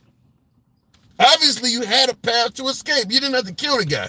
But in a stand your ground situation, if he's fucking with you, you don't have to de-escalate. You don't have to leave. If you got a weapon and you're outnumbered or he's, much bigger or whatever, you can do what you got to do. I just don't favor it. But in the court of law, what you favor and what you don't, what did they say, facts over feelings, he may get off for it. He actually may get off on that. And for my beloved MAGA and my folks on the right that do not like the possibility of Carmelo Anthony getting off on a stand your ground offense, it's literally fuck around and find out. The right is what favored stand your ground defenses. Don't hate when somebody you don't like uses it for their favor. Because the liberals are not going to be a fan of stand your ground. You're not going to get that shit in liberal areas. That's something you're going to get from the right. So we'll see how it turns out. Tap the screen, get the likes on up. We can probably make 100,000 if you will. We'll try Andy this time. I seen you were holding on Andy. Good evening. Welcome to the program. I saw you wanted to talk to Electric Wolf earlier. I tried to bring you up. I was going to do a 2-for. I don't do that. So I had to give it some juice. And I know why the TikTok took your last guest was because scientific study says that autism is genetic and you're born with it. And there are some factors that may influence whether your mother, if you have that genetic deformity because of the genes in your body, but you do not catch it after you're born. You do not get, and it clearly says there is no evidence at all that vaccines cause autism. This has been thoroughly investigated and ruled out by scientific study. The reason behind the increased autism is simple. The doctors can recognize it now. Just like when we were young, you didn't have all these people with mental illness. Now that they can recognize and diagnose it, it looks like a whole bunch of people are mentally ill. No, they were crazy back then too. You just didn't know it. Genome. Huh? Now we've cracked the human genome. We can see all that, but before we could not. Yeah. So. But he actually said he sees Kennedy as doing a good job. Yeah, okay. Like a lawyer knows anything about medicine. Yeah, well, I mean, he's not a doctor. He's not a doctor at all. He's just a lawyer. So, and he may have done environmental cases, but he don't know shit about medicine. And that study that said autism came from a vaccine, that came from some bullshit from from MTV. Can't think of her name. Blonde-headed chick. No clue. From MTV. Mm-hmm. So, blonde-headed chick from MTV that said, wait. Well, who was the blonde-headed chick from MTV that said vaccines came? Oh, you mean Marjorie Taylor Greene? Marjorie? No. No. She was a popular rock and roll MTV VJ. And all of this came from her, she had one doctor, Jeannie McCarthy. Oh, I did not know that. All of this started with Jeannie McCarthy and some quack doctor, and it has grown into this. Had I thought, Jeannie McCarthy knows even less about medicine than RFK Jr. I mean, let's be serious. And the guy she got the study from was instantly debunked. But here we are, 25 years later, repeating that lie. It's amazing to me how, uneducated they are. Well, I mean, he is in power right now, and I think for the most part, MAGA is quite happy, quite pleased with the performance of Trump so far. So people can say what they want about Trump. MAGA is very happy so far with what they're getting out of Trump. They say that because it hadn't affected them yet, or they don't think so. But because they're still lying about prices. I looked it up. Egg prices are at the highest they have ever been in this country currently. Mm-hmm. You said egg prices are currently at the highest price they've ever been. Mm-hmm. I'm hearing on the average. MAGA is suggesting egg prices have went down. Well, I mean, you have to listen to your one and only leader, and whatever he says goes. I guess so. But reality called, and I bet a bunch of people aren't going to be dying eggs this Easter. Going to be plastic eggs everywhere. You know that. Start looking through pictures, see how many plastic bags eggs you see. Guarantee it. Well, Easter will be the hallmark of how much eggs really went down. We'll see. Let me ask you this in regard, because we were talking earlier about this Garcia, this Abrego Garcia guy that's down there in El Salvador. Why is it that so many folks? Huh? Is that the husband that was married to the girl? Is that the one the Supreme Court case ruled 9? To bring him back? Yep. No dissenting. Like, okay, the Supreme Court's not going to rule 9-0 if the man was doing shit wrong. They're not. I'm being told he's a violent member of MS-13. He beat the shit out of his wife. I'm hearing everything that goes against what you just said. And John Roberts and Clarence Thomas got that wrong? Wow. Say it isn't so. And by the way, in the comments, somebody thinks you're gangster grandma. Andy, this is Andy. This is not gangster grandma. This is another woman. You have a passionate liberal opinion, Andy. So I guess people think you're gangster grandma. So it is what it is. But so why do you think that even though what you mentioned on the Supreme Court is true, that so many folks want this guy to rot in hell? They don't want this guy to come back. They want brown people out of this country, let's be honest. All of them? Well, let's see. Who have they picked up? They picked up people from the indigenous tribe and checked them out. Had to give some of them back because, well, I don't see any pale males running around hollering they got picked up by the damn ICE. Do you? There's been a couple, but you're right. It's very few white people that are complaining there is a Canadian actress that got picked up and held for 16 days at the border coming in from Canada. It has happened to some white people, but obviously considerably more brown people because there's more of them in the country. Currently, as of April 2025, the average retail price for a dozen eggs in the United States is $6.23 per dozen. I can remember when eggs were $2. Is it really that high? That seems a bit high. That, to make sure. So this is a series compared to previous years and reflects on the ongoing impact of the avian flu outbreak. $6? So let me ask you, just yourself personally, have you seen any difference to your personal economics since Trump got elected? About everything I'm buying is about $1.25 more because even though some of these places didn't get hit with the tariffs, the stores went, tariffs? Boom, and raised those prices. So they're doing it. Yeah, they're doing it proactively. Last week was stunning to me. What I normally buy, and I spent like $130 more. Wow. So they're doing it proactively, is what you're saying, because the tariffs haven't. And the power bill is going to be enormous, according to damn Takesha. I ain't looking forward to that shit either. Yeah, she's talking about a $400 power bill. Damn. But she ain't wrong. That little power is vicious. I mean, they don't give two shits. Like people go, the cost of living in Alabama is cheaper. House might be cheaper, but everything else is the same. And the power bills and the damn utilities, probably more. But are we importing power from Canada all over the country? I thought that was just mainly up by the states. 5 states. 5 states. Alabama's I don't know exactly what their deal is. I'll look that up too.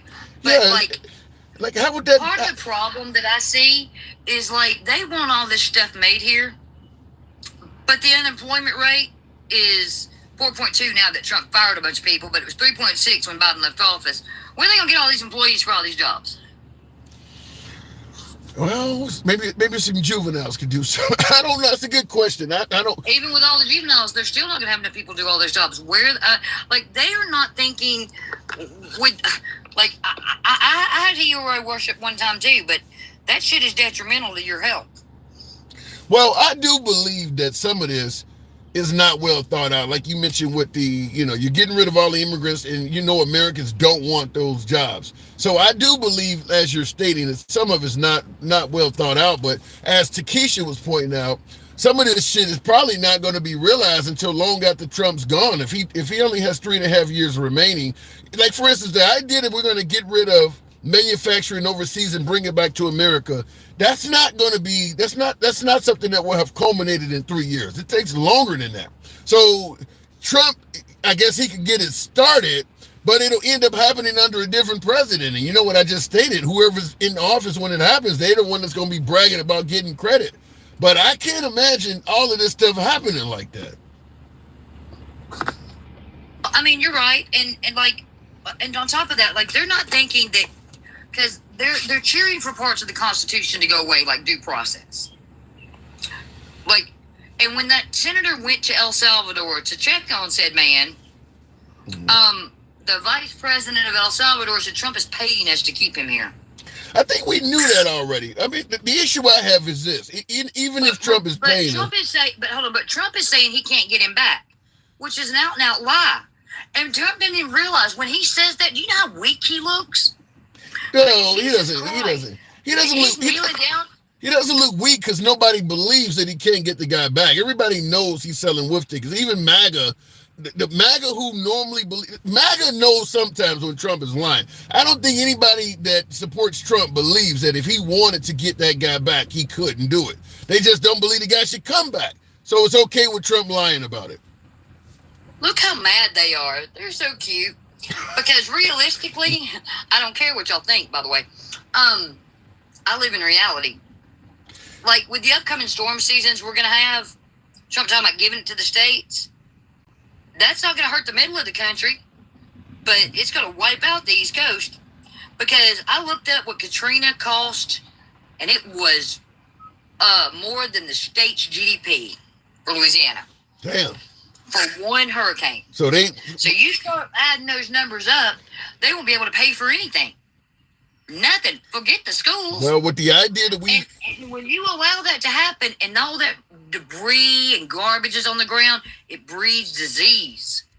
Well, speaking of going after the schools, Majin Boo in the comments says, I wish that Trump would go after the schools as much as he's going after immigrants and migrants. He needs to go after these damn schools like Freddie. Why would he What's he talking about? That's what I'm trying to figure out. Go after the schools in what manner? To do what? See, they don't believe in free speech anymore. Have you noticed? You speak out against them, they want to put you on the T-ism list. Which I think is hilarious, because did you hear them whine the entire time Joe Biden was president? Like, for them to say, oh, Democrats are victims. Democrats never once said the whole world's against Joe Biden. They're all out to get him. We have never said that. No. Republicans live in victimhood. They can't get a job, somebody else's fault. It's always somebody else's fault, too, when the pale male does bad. Have you not noticed? The pale male. I agree with you 100%. The playing victim card, which is something they often accuse, let's say, African Americans of always playing the victim. Trump, every time you see Trump on TV, he's saying somebody some kind of way is victimizing him. Yeah, he definitely does it backwards. Yeah, because you are the victim. That's why you think I have it backwards. Thank you for proving my point. Yeah, every time you see Trump on TV, it's the media is after him, the court, activist judges are after him, rhinos are after him, assassins are after him. I mean, every time you see him on TV, he's the victim of something. I mean, like literally every Everybody speech. hates him. All these other countries are out to get America. They've all done America dirty, when in reality, they've followed us all over the world, fought our battles for us, gave their lives in some cases to go after what America wanted in American interest, when America told a lie to get us to those places in the first damn place. And y'all talk about and those were Republicans that sent us to war. About Trump gonna keep us out of war. How's that? Because Republicans are always the one that send us to war. Do you believe that? I had a caller suggest that, because Trump has not even been in office for, we're talking about this guy every day, but he's not even been in office 3 months yet. He believes that Trump has done permanent damage in this short time. Do you see Trump where he has done something that is irreparable? This man only took 53 days. And Trump and him mirror so much, it's not funny. He sent them to Poland. Trump sent them to El Salvador. They both use dehumanizing language. They both use mass rallies. They both use that strong man leadership. Like, I could go on and on and on. I had AI make me a list. It's quite comprehensive of all the ways that Donald Trump and the mustache man are alike. And it's big. It's a long, huge list. Now, J.D. Vance, our vice president, was once quoted as saying that Trump is very Hitler-like. I would love to see some reporter. I would love to see some reporter question him on that, just to see what his opinion is. Like, you're quoted as once saying this guy was, like this man. Now that you've been his VP for a little bit, have you seen changes? What made you say that the first time? They use rhetoric and propaganda. Here, I'll read you some of the list. Scapegoating and dehumanizing. Undermining democracy and institutions. Exploiting crisis and division. He's good at that. Paramilitary support and threats to order.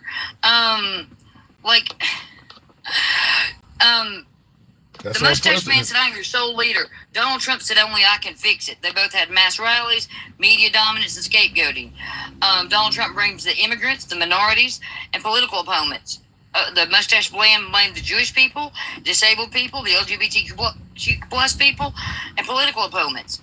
The mustache man wanted to dismantle things. Trump has challenged the election legitimacy.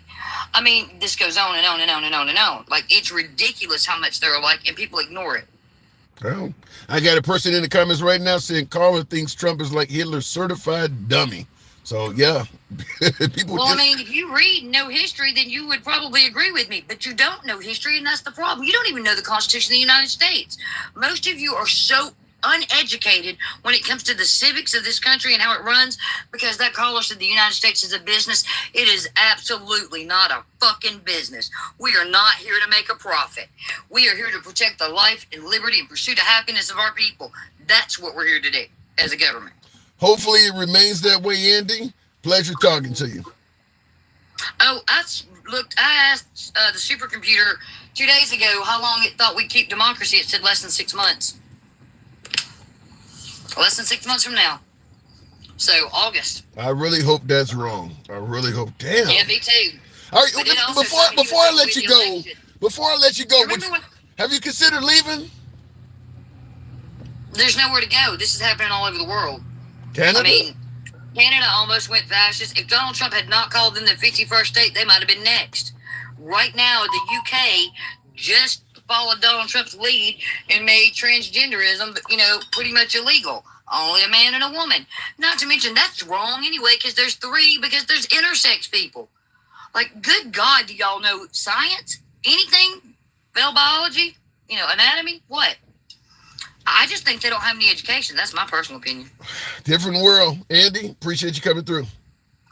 Peace, drop me, please. I'm not near my phone. Gotcha. All right, looking in the comments real quick. Can't seem to get him out of trouble. Somebody has some beef with Trump. Can't seem to keep him out of trouble. Somebody has some beef with Trump.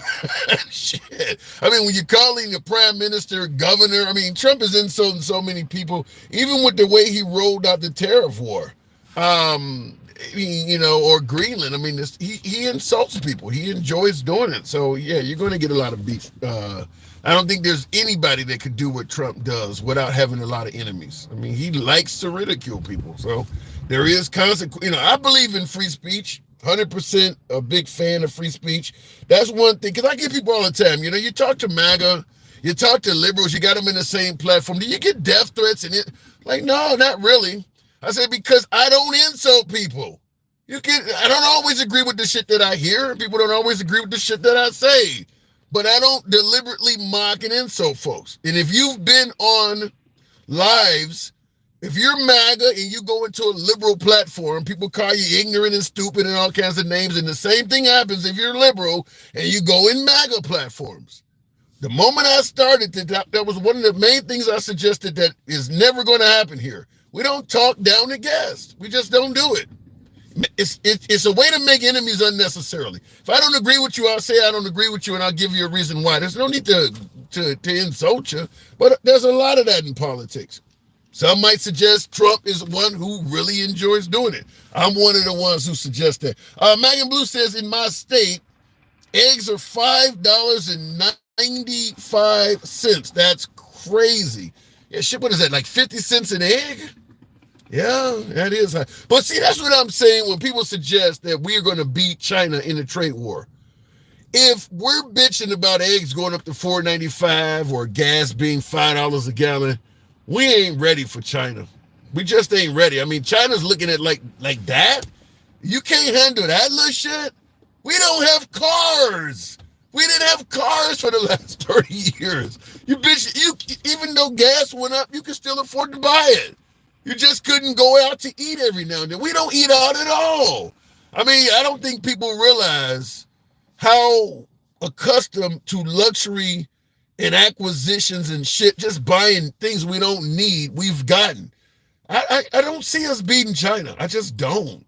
And then, of course, as I stated, China is a dictatorship. So a dictator don't care if his people are rotten any damn way. Whereas in America, we have a republic and people will speak up and protest. We're still allowed to do that in this country, at least for now. Looking in the comments, Will G says Trump is trying to go after the schools. Trump is officially suing Maine for 2 trans schools. Bondi said she didn't care if it was one or a couple. And yeah, I heard that. The whole protect women in sports and all of that shit. Oh, you know, in my opinion, is out of all of the folks suffering in this damn country, that's a big issue. How many people in Maine are suffering because of biological male play? I mean, out of all of the pressing issues in this country, that's got to be outside of the top 100. I just don't understand it. And then, of course, they're also going after Harvard as well for DEI and threatening to fuck with their funding. But that's why Trump is doing such a great job, at least by way of his supporters, is he's sticking it to liberals and liberal causes. None of this stuff is really affecting the bottom line or the life of MAGA in any way, fashion, or form. Passing laws to protect women in women's sports. The average MAGA is not dealing with that at their school at all.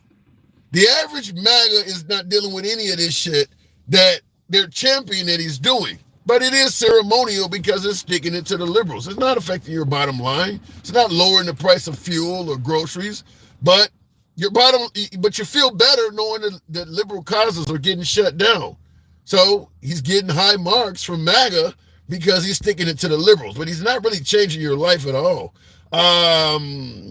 Going back to the box, tap the screen, get us on up to 120. Miss Mo Better. Good evening. Welcome to the program, Miss Mo Better. I know you're going to bring out the worst in my crowd, but you know how it works. And that's why I'm here. That's exactly why I'm here, to ruffle some feathers today. You know. How economically, what are you seeing? Trump doing a good job? No, he's not. And see, what a lot of people keep saying, the prices and stuff, we haven't seen anything that changed. Do you know we operate in quarters, right? So we're still operating in the first quarter of his presidency. You haven't seen the change yet, but believe me, it's coming. But the fact that he actually came out of his mouth and said it, him and Elanya, his little bitch, they came out and said it. Are you disrespecting the first lady? Yeah, Elanya Musk. That's Elanya Musk. That's his pimp. You're supposed to respect the office. They don't respect the office. So yeah, forget all that. As far as this going, it really has nothing to do with the deportation of this man, whatever his name is. I'm not really. Abrego Garcia. It's the fact of it's the disregard of the law. What happened to law and order? All of that stuff went out the window. Again, it's the disrespect, it's the disregard of the law. He ain't caring now even what the Supreme Court says. And those are his cronies. Well, those are the people he put in there. So the fact that he thinks he's above the law and everybody else is supposed to stand to the letter of the law is crazy. Well, let me ask you. So I see this in the comments. Snowfall, and I enjoyed the series. Snowfall says they don't want. You're talking about in regards to that immigrant you mentioned, Garcia.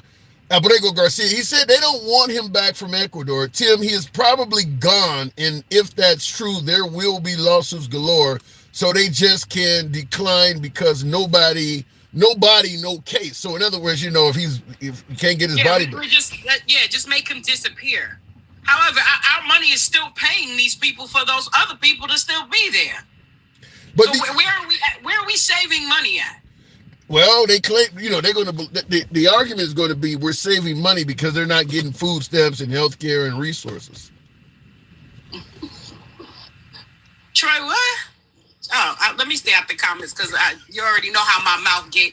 You know how my mouth get, and I ain't got no problems with coming at anybody for anything. But anyway. Oh my God, he's suggesting that you look like a bodybuilder or some crazy shit. He just jealous because he's still a virgin. Ooh. Grow up. Ooh. Grow up. It's not my fault you're not getting any coochie. It's not my problem. Well, I ain't heard that, man. I haven't heard that word in a long coochie. Yeah, wow.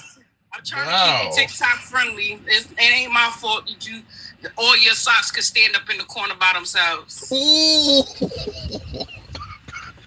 Okay, I'm gonna leave that alone. God damn, crusty socks. Tell them to find something else to talk about. So compare that to whoever.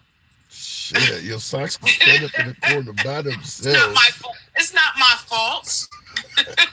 God damn. You done bust a lot of nuts in them socks for me to stand about. Yeah.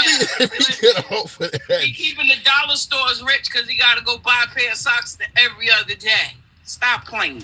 Yikes. Shut up. So, are you among those who also tend to believe that this could go from deporting immigrants with no due process to Americans?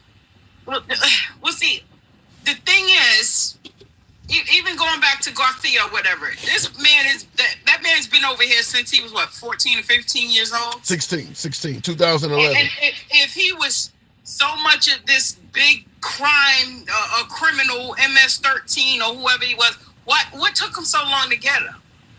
The Biden administration. He wasn't hiding.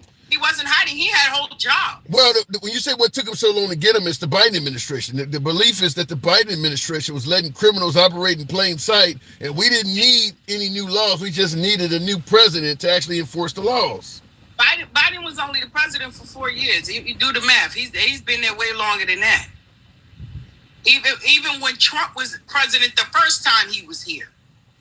So the thing is, he does things and never has to prove anything, and his followers don't hold him up. They don't hold him accountable for anything.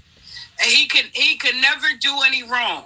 How do you get to that position? That's good work if you can get it where. Yeah, listen, it's working for him. It works for him. And I see in the comments your sock accolade, Black Baby Boy says those socks just called. They want to file charges.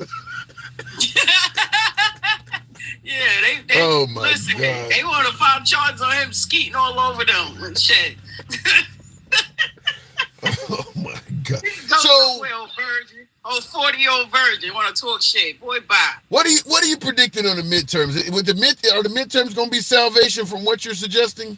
Well, listen, when it comes to those midterms, they going to have a hard time now because you have a lot of people that actually supported them, that supported Trump and his peoples that have fallen back because now he's costing them their livelihoods. You understand what I'm saying? So it's like you got to fight. Like I said, when I was voting against Trump, it was me voting for that Supreme Court because they're the reason why this is all happening. Believe it or not. First of all, y'all gave him immunity. Y'all gave him complete immunity so he can get out with no guardrails. Get out there, act a fool. It don't matter if I'm not even listening to y'all now. I don't give a fuck what y'all saying. That's what he's saying to them. Yeah, they did give him immunity.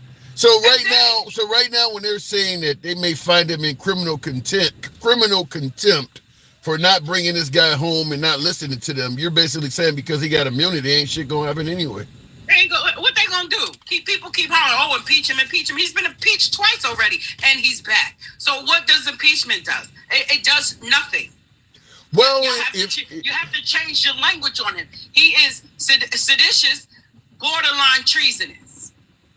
Well, the thing about it is he'd have to be impeached with a Democratic Senate and Democratic Congress, or maybe pissed off so many Republicans that they finally say we're going, which is highly unlikely. But I mean, you'd have to get some Republican votes.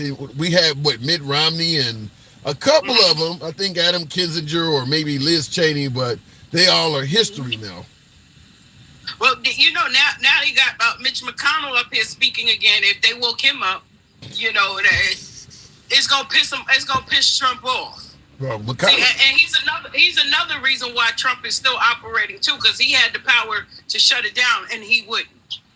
Yeah, he would have been. He would have been the Senate. Yeah, he could have made the impeachment. He was part of the impeachment process. He's also the reason you got 6-3 majority on the Supreme Court too, because he took away Obama's pick. Exactly. And it's crazy that it's crazy when you think about how much Mitch McConnell has done for the modern Republican Party. They don't really like him now. I mean, he gave them 6-3 majority. He prevented Trump from being impeached. And the MAGA side of the aisle, they don't have kind regards for Mitch McConnell at all. Right. And look at the guy that they claim that what's the guy name that was saying Hunter Biden got $10 million and he going to jail for 6 years now for lying. Damn. I didn't hear about that. That just happened today. Yep. Starting all this shit. And again, they don't hold Trump accountable for anything. Listen, I get it. If you're a Republican, you support the bills. What Republican or Democrat, whatever bills or policies support you best. But they don't even look at policies. That's the bad part. Y'all looking at him. Y'all don't even fact check. That's why one of your callers got dropped, because you're just going what comes out of his mouth and not fact checking anything. And it be lies. How many times did they prove Trump to be a liar?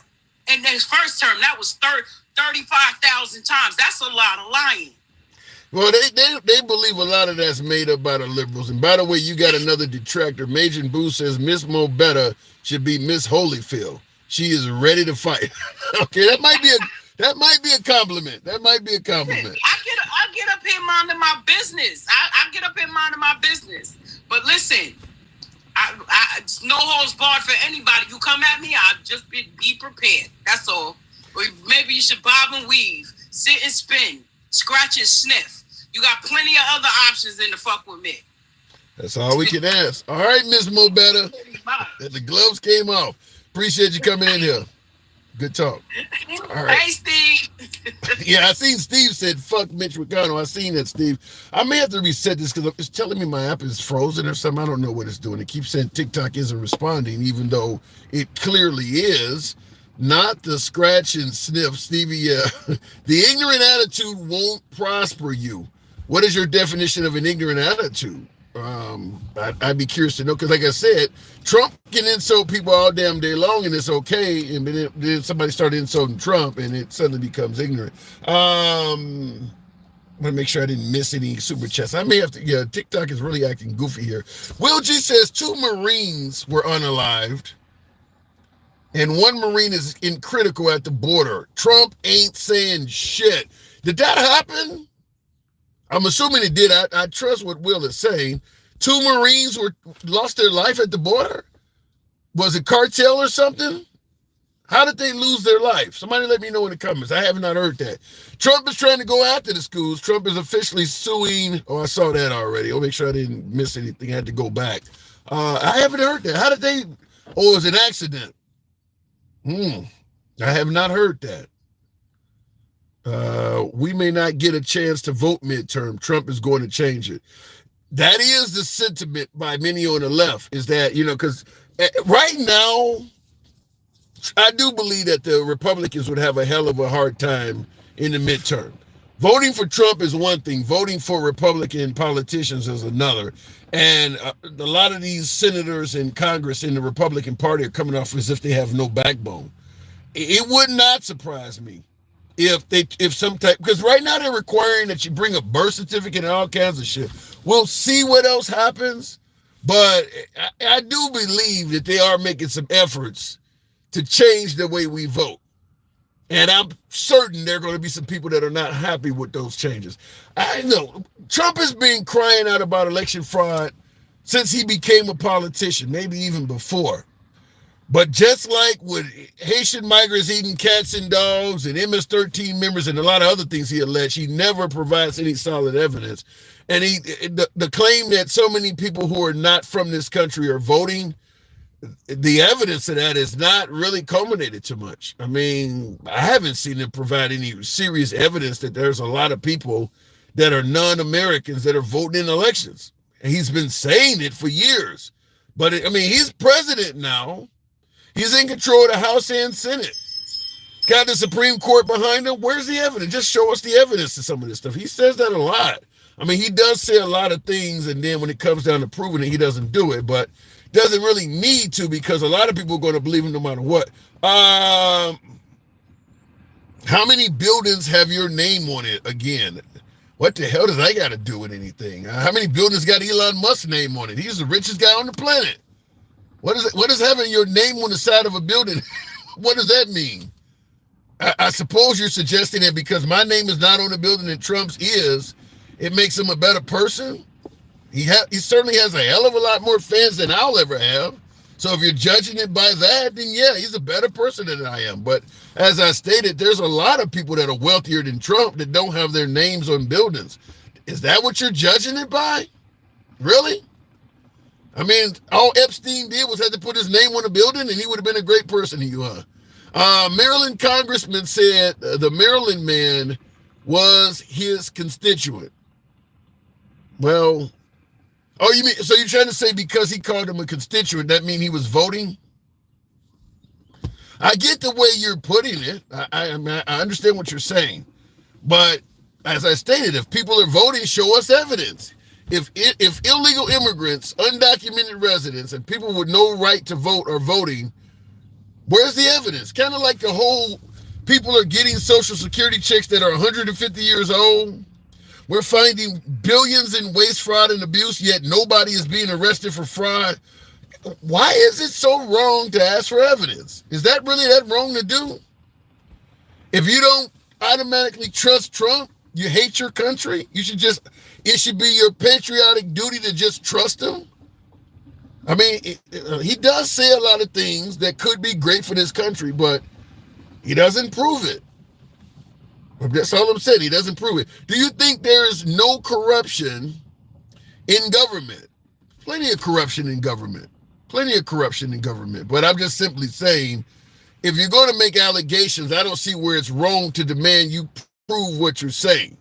And when it comes to Trump, he says a lot of things. I'm still waiting to hear about all these Haitian migrants that were eating cats and dogs. Did he ever even go to Springfield and do anything about that at all? Or did they just lose their appetite for pets?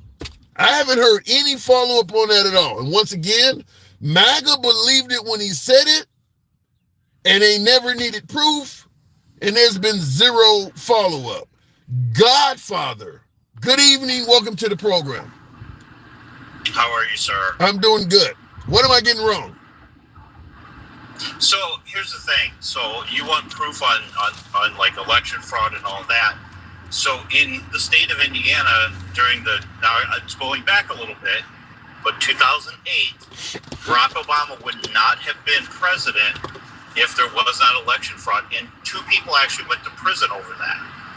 You can look it up. There was multiple people to get him off on ballot in the state of Indiana. So again, there's election fraud in every election. For people to say there isn't, I didn't say that. That's a very blind. Yeah. Okay, let me. Okay, hold on. I agree with you. Hold on. I agree with you. In a nation of 350 million people, there's always going to be election fraud. Trump isn't alleging election fraud. He's alleging he won by a landslide. Have you seen evidence that he won by a landslide? Yeah, I mean, 1.2 million votes over his opponent is a landslide election. No. In today's thing. No, he said in 2020 he won by a landslide. Well, I mean, 2020, we can debate that. It sounds very conspiratorial how I say it, but yeah, he was winning in a landslide until they stopped the counting in Pennsylvania, in Michigan, in Wisconsin, and in Georgia. He was winning in a landslide. He was up by almost 275,000 votes in those three states. So yeah, he was winning in a landslide. Yeah, but in a very. Go ahead. Sorry. Okay, there's a few things. First of all, right up to the 2020 election, Joe Biden was beating him in North Carolina. And Trump was alleging that in North Carolina, there was widespread fraud. Now, Trump ultimately won in North Carolina. He got the state's electoral college votes. Once he won, he never said anything else about the fraud that he was alleging was happening in North Carolina, which means that he may have won North Carolina due to fraud, according to his own statements. So the point I'm saying is he's saying he won 2020 by a landslide. We know people pled guilty, fake electors, that were actively trying to cheat for him. So where is the won by a landslide? Just like you're pointing out, he was up and then all of a sudden they stopped counting and stuff like that. Well, you can be countered with all of the people that pled guilty to trying to cheat for him. So I'm not seeing the evidence he won by a landslide.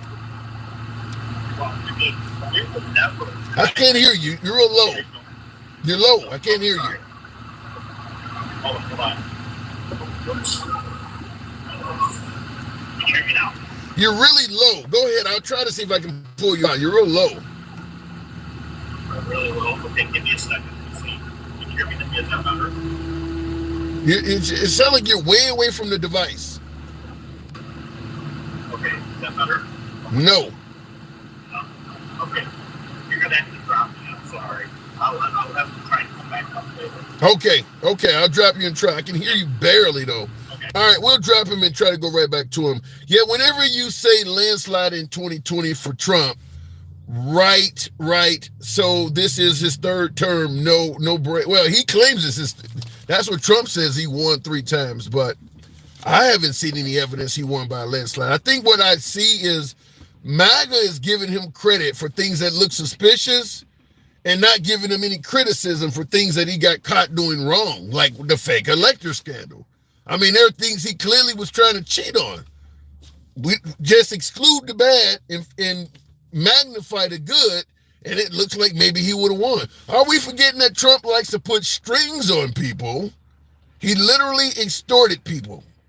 Well, the whole federal funding process he's using to extort. I mean, he's literally trying to make people do his bidding by everybody from Harvard to whole states, law firms. Yeah, he definitely is extorting people with success. With success, I might add. We'll try to go back to the box and make this happen one more time.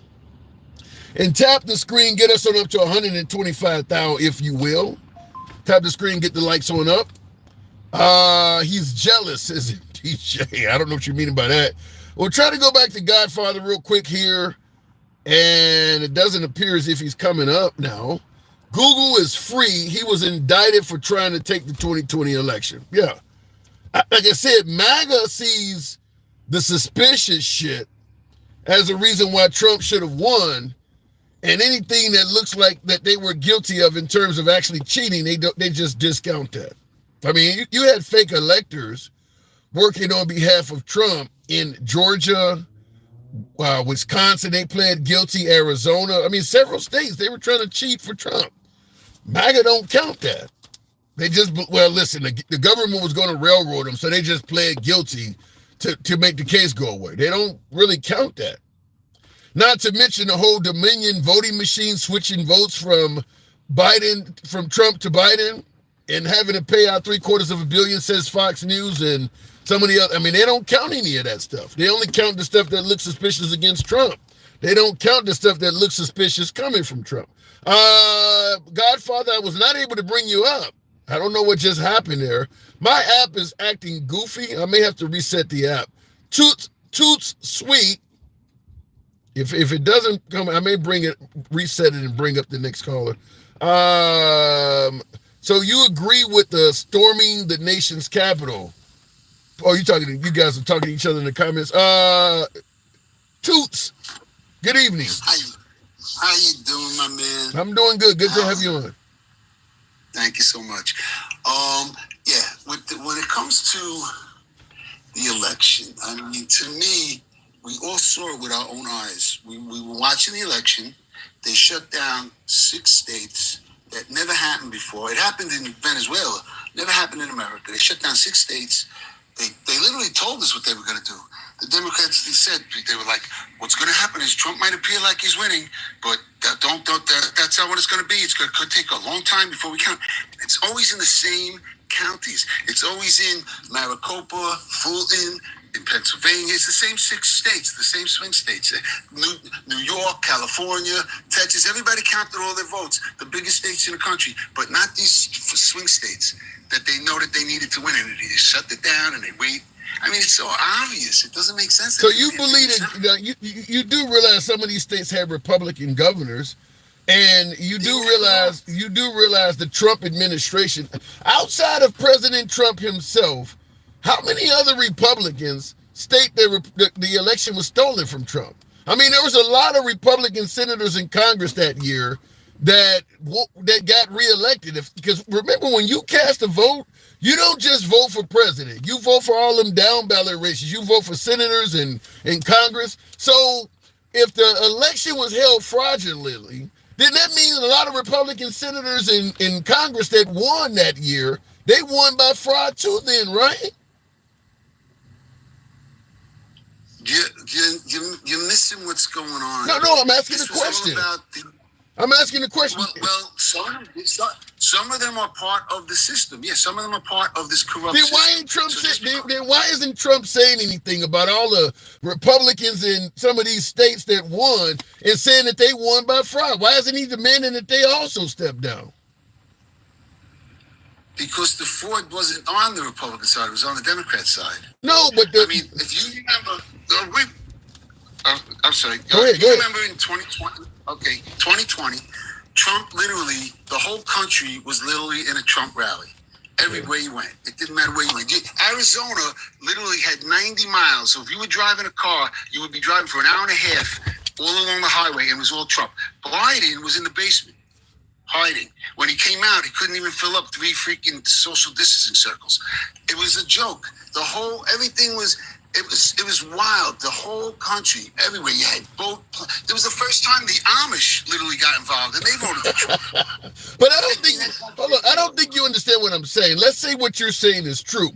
If they cheated in Arizona, like I said, when you vote in Arizona, you vote for other people other than just the president. In Arizona, you had Republicans win that race. You said the cheating was only on the Democratic side. Whoever cheated, they voted for Republicans. If they were going to steal the election from Trump, some of those other Republican senators, they would have stole the Senate and Congress too. Well, a lot of that's an interesting question. And that's another reason why a lot of the ballots that we saw, they didn't even have the down ticket on it. It just was a vote for the president. They came in after the state shut down. So it's like this, all the other elections, the federal and state elections, for Congress and Senate and governors were kind of in the state, but a lot of the states. So you're saying there were ballots? You saying there were ballots that were missing all of the races? It just had the president on it. Correct. Where's the evidence? I haven't seen this. Where'd you see this well, at? You're not going to see. Also, I would ask you, how did you get access to a ballot? I watch different news than you watch. How did they get it? How did they get? Hold on. How did that news organization get access? If you cast a ballot, how did the news organization get access to it? Did you see 2,000 Mules? Yeah, they debunked it. Who debunked it? The Republican Party. Attorney General Jim Barr said that was bullshit. Bill Barr. Okay, right. So Bill Barr, an establishment man. He was back with Bush days. Bush, who do we find out? Bush is a Democrat. These people aren't Republican. You ever hear the term rhino?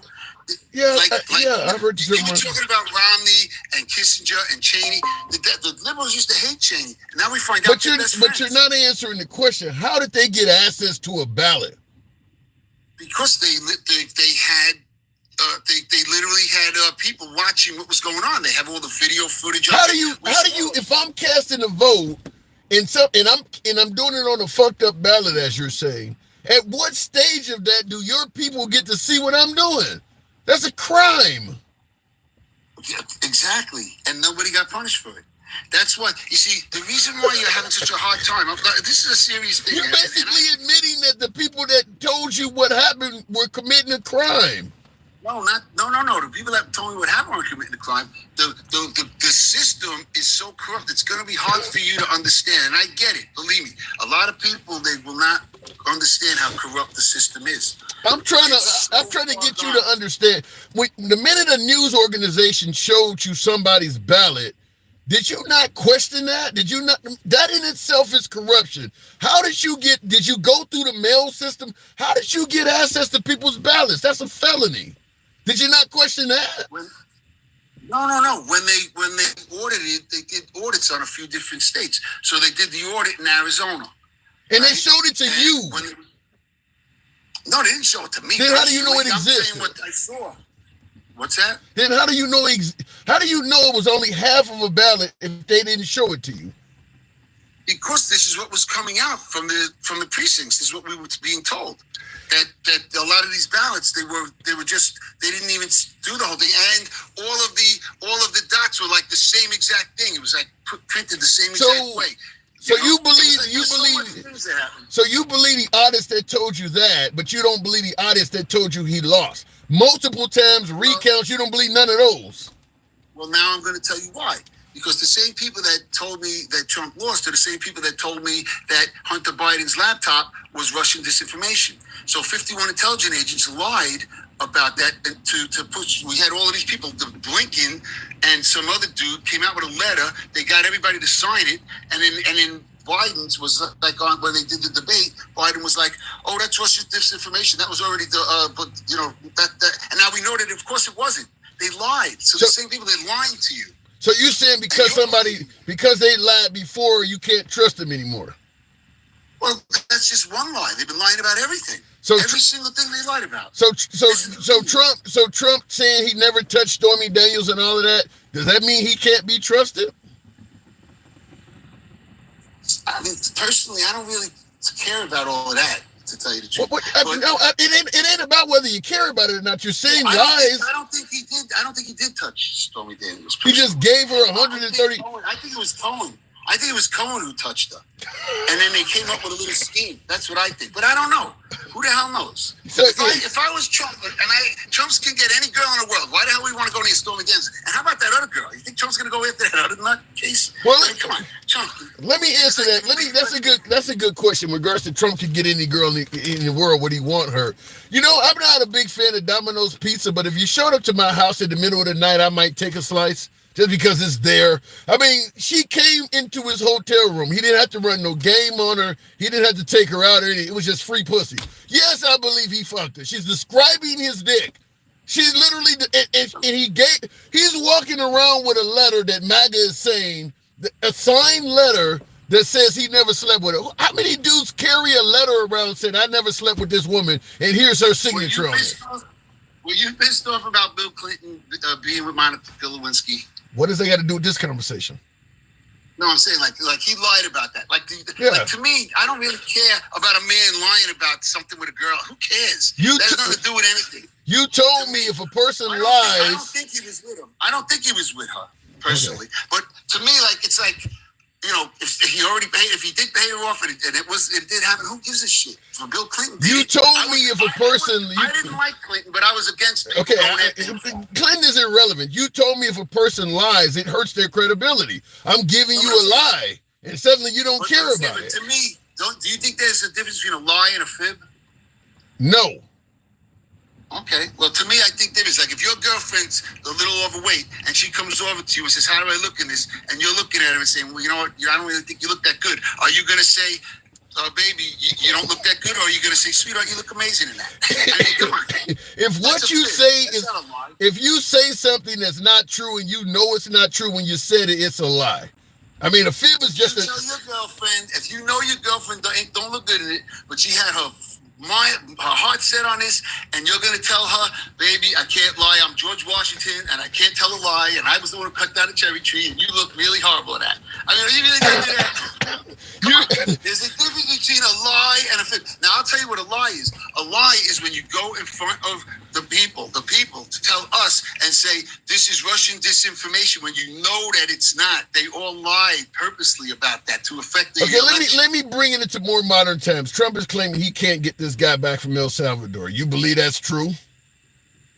Why would he want to? That ain't what I asked you. I didn't ask you if he wanted to. Or no, I didn't ask you if he wanted to. We know he don't want to. But he's saying he cannot. Is that true?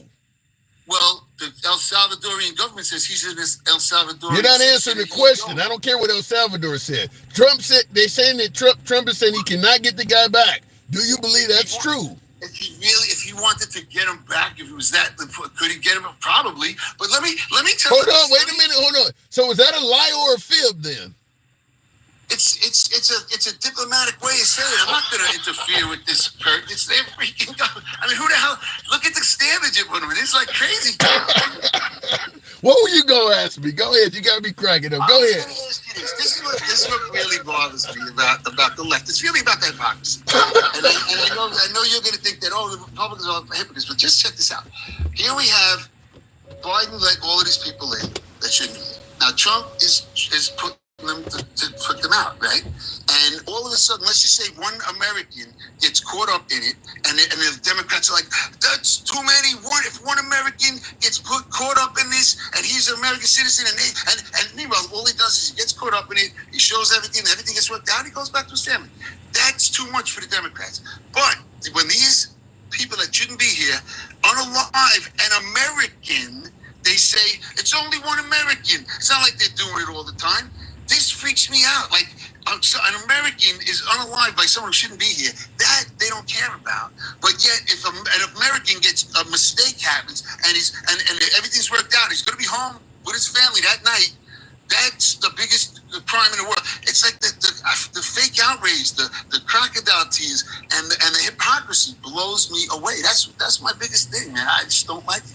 I get your point. You're going to get hypocrisy on both sides. I mean, just like the right is always talking about how they're for law and order, but then all of a sudden Ashley Babbitt, you wanted to put a halo over Ashley Babbitt's head. Well, she clearly died breaking the law. I mean, you're right about the hypocrisy, but it does go both ways. It does, but it's on a completely different scale. It's on a completely different scale. That depends on how you define it, because some of this election fraud stuff you're talking about, you're pointing out all the Democrat cheating, but all of these fake electors who pled guilty to cheating, you don't have a problem with that. You know how our system, I don't know if you've ever been caught up in the justice system, because I have. Do you know how the system works? Just because somebody pled guilty of something doesn't mean that they're guilty. I was caught up. You just freed every brother. You just freed every brother. I mean, you know how many people plead guilty? If they could all have that argument, I mean, you're talking about high-level attorneys pleading guilty. You're not talking about some two-bit thug that doesn't have a lawyer. Right, but I'm going to tell you how it works. They go like this, because I was in the system. I got whatever. I'm not even going to explain what happened. I got into trouble anyway. I'm in the system, and I was in the right in a lot of ways. They said, "This is the deal. You either plead guilty, we're going to put you on probation, blah blah blah blah blah, or you can plead innocent, and if you're found guilty, you're going to go away for 5 years." So what do? You say they want the notch on their belt.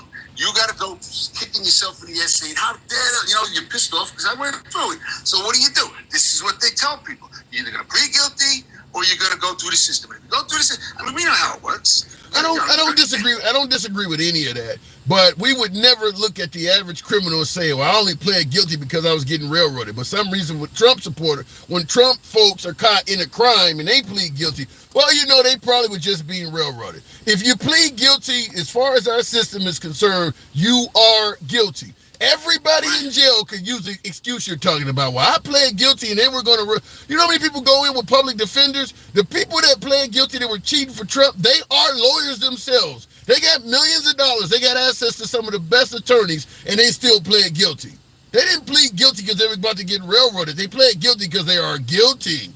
A lot of the people that pled guilty, they didn't have to go through the people that stood on their grounds. Like I was one that pled guilty. I could have stood on my ground. I'm like, you know what? What am I going to do? You ever hear that song? When I fight authority.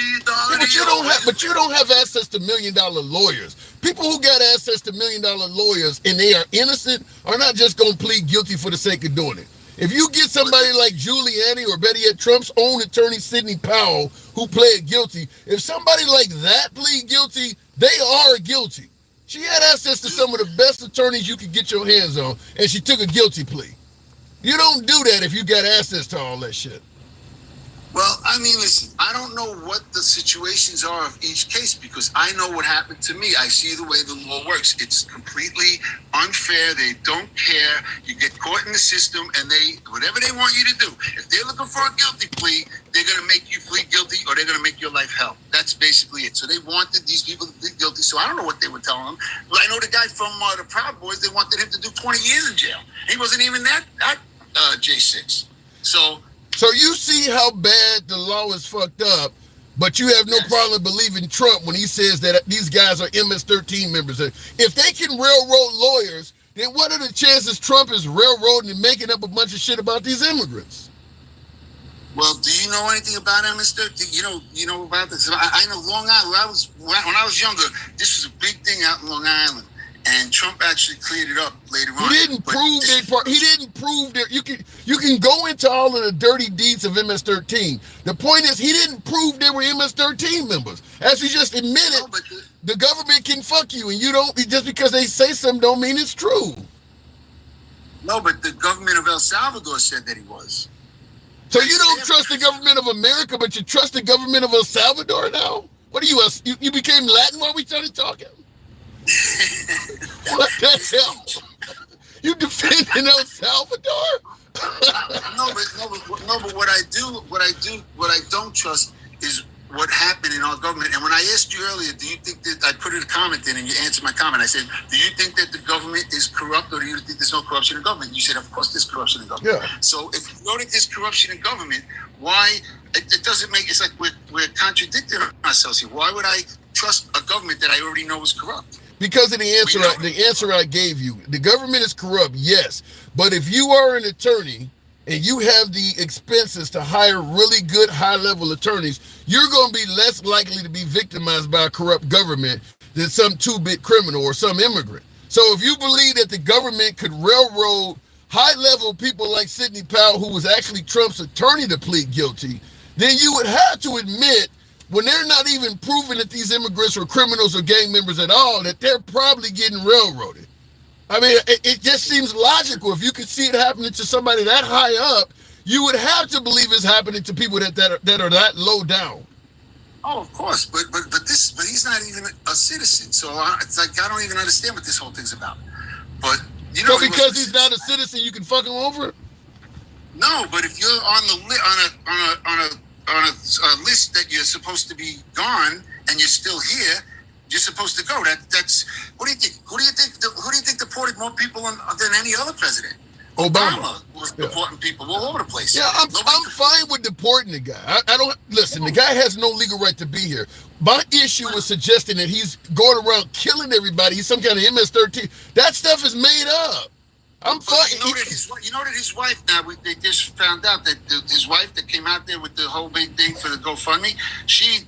There was records of her. She already had domestic abuse on him. He had You and I just spent 10 minutes talking about how bad the government. You know how many bitches make up claims? I hate to use the language, but you know how many bitches make up false DV cases? I mean, there's a million guys that got DV cases on them that shouldn't be. I mean, that ain't it. And by the way, hold on.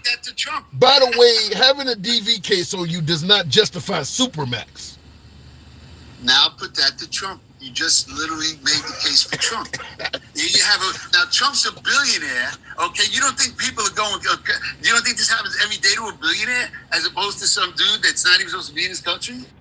I mean, it's like everything that you're saying, you kind of get it, but at least in Trump's case, but at least in Trump's case, he got due process, and the people making those allegations got a chance to talk to a jury.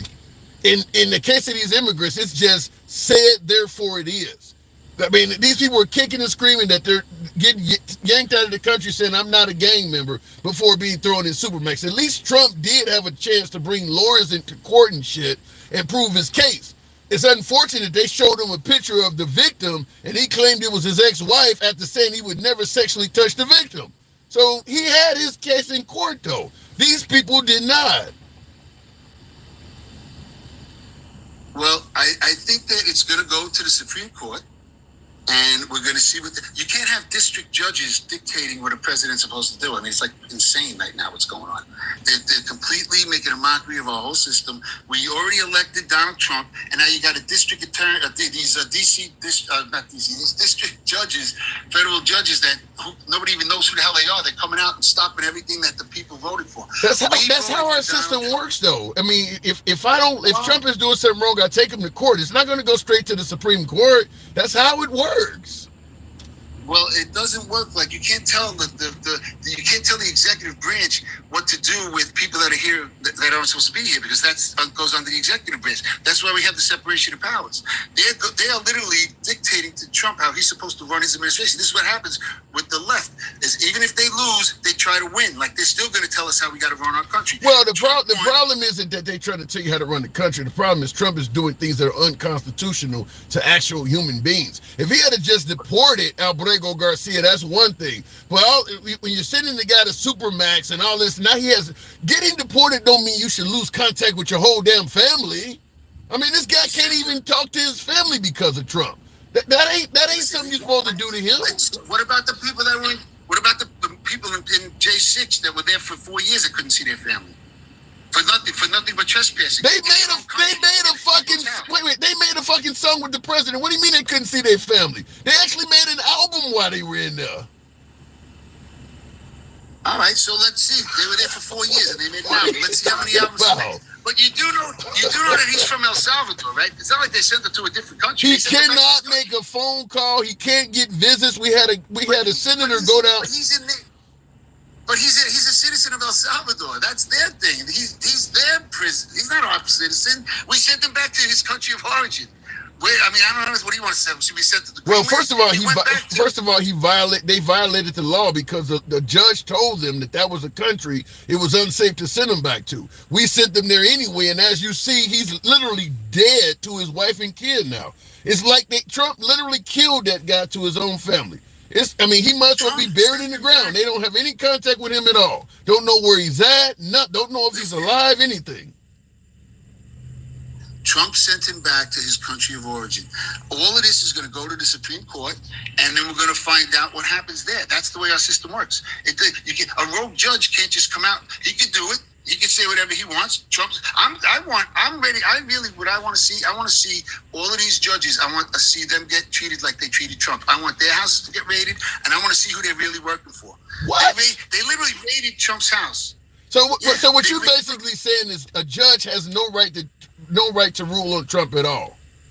No, he does, but nobody's above the law. So I want to use the liberals' words. Nobody's above the law, and I want to see if they're innocent, then they don't have nothing to worry about. But I want to see who they're working for, because I don't think they work for the American people, because everything they're doing goes against the American people. We voted for Trump. Just because you don't like him, you can't disrupt everything he's doing. This is what we voted for. Everybody's like, "Are you happy?" I've never been more happy in my life. Yes, I'm happy. I wasn't happy on the Biden. I've never been more happy. What is he doing is that great? You've never been more happy. Man, you sound like you busted nuts over there. What does he did to make you that happy? My socks are standing up in the corner. Yeah, I'm so happy.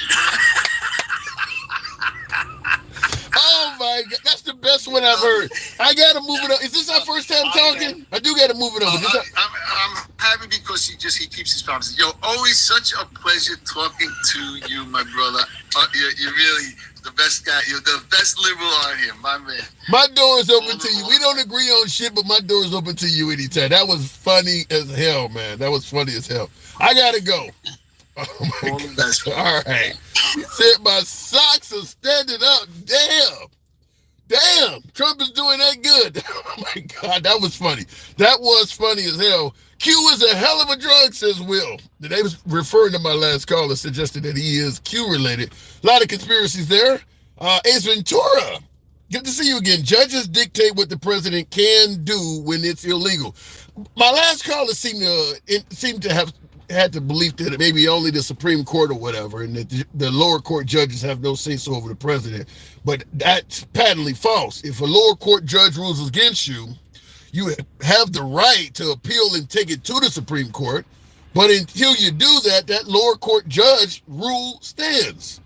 I don't know, people believe the courts are the courts. Anyhow, I do appreciate the 132,000. That was a funny comment by that. Let's go.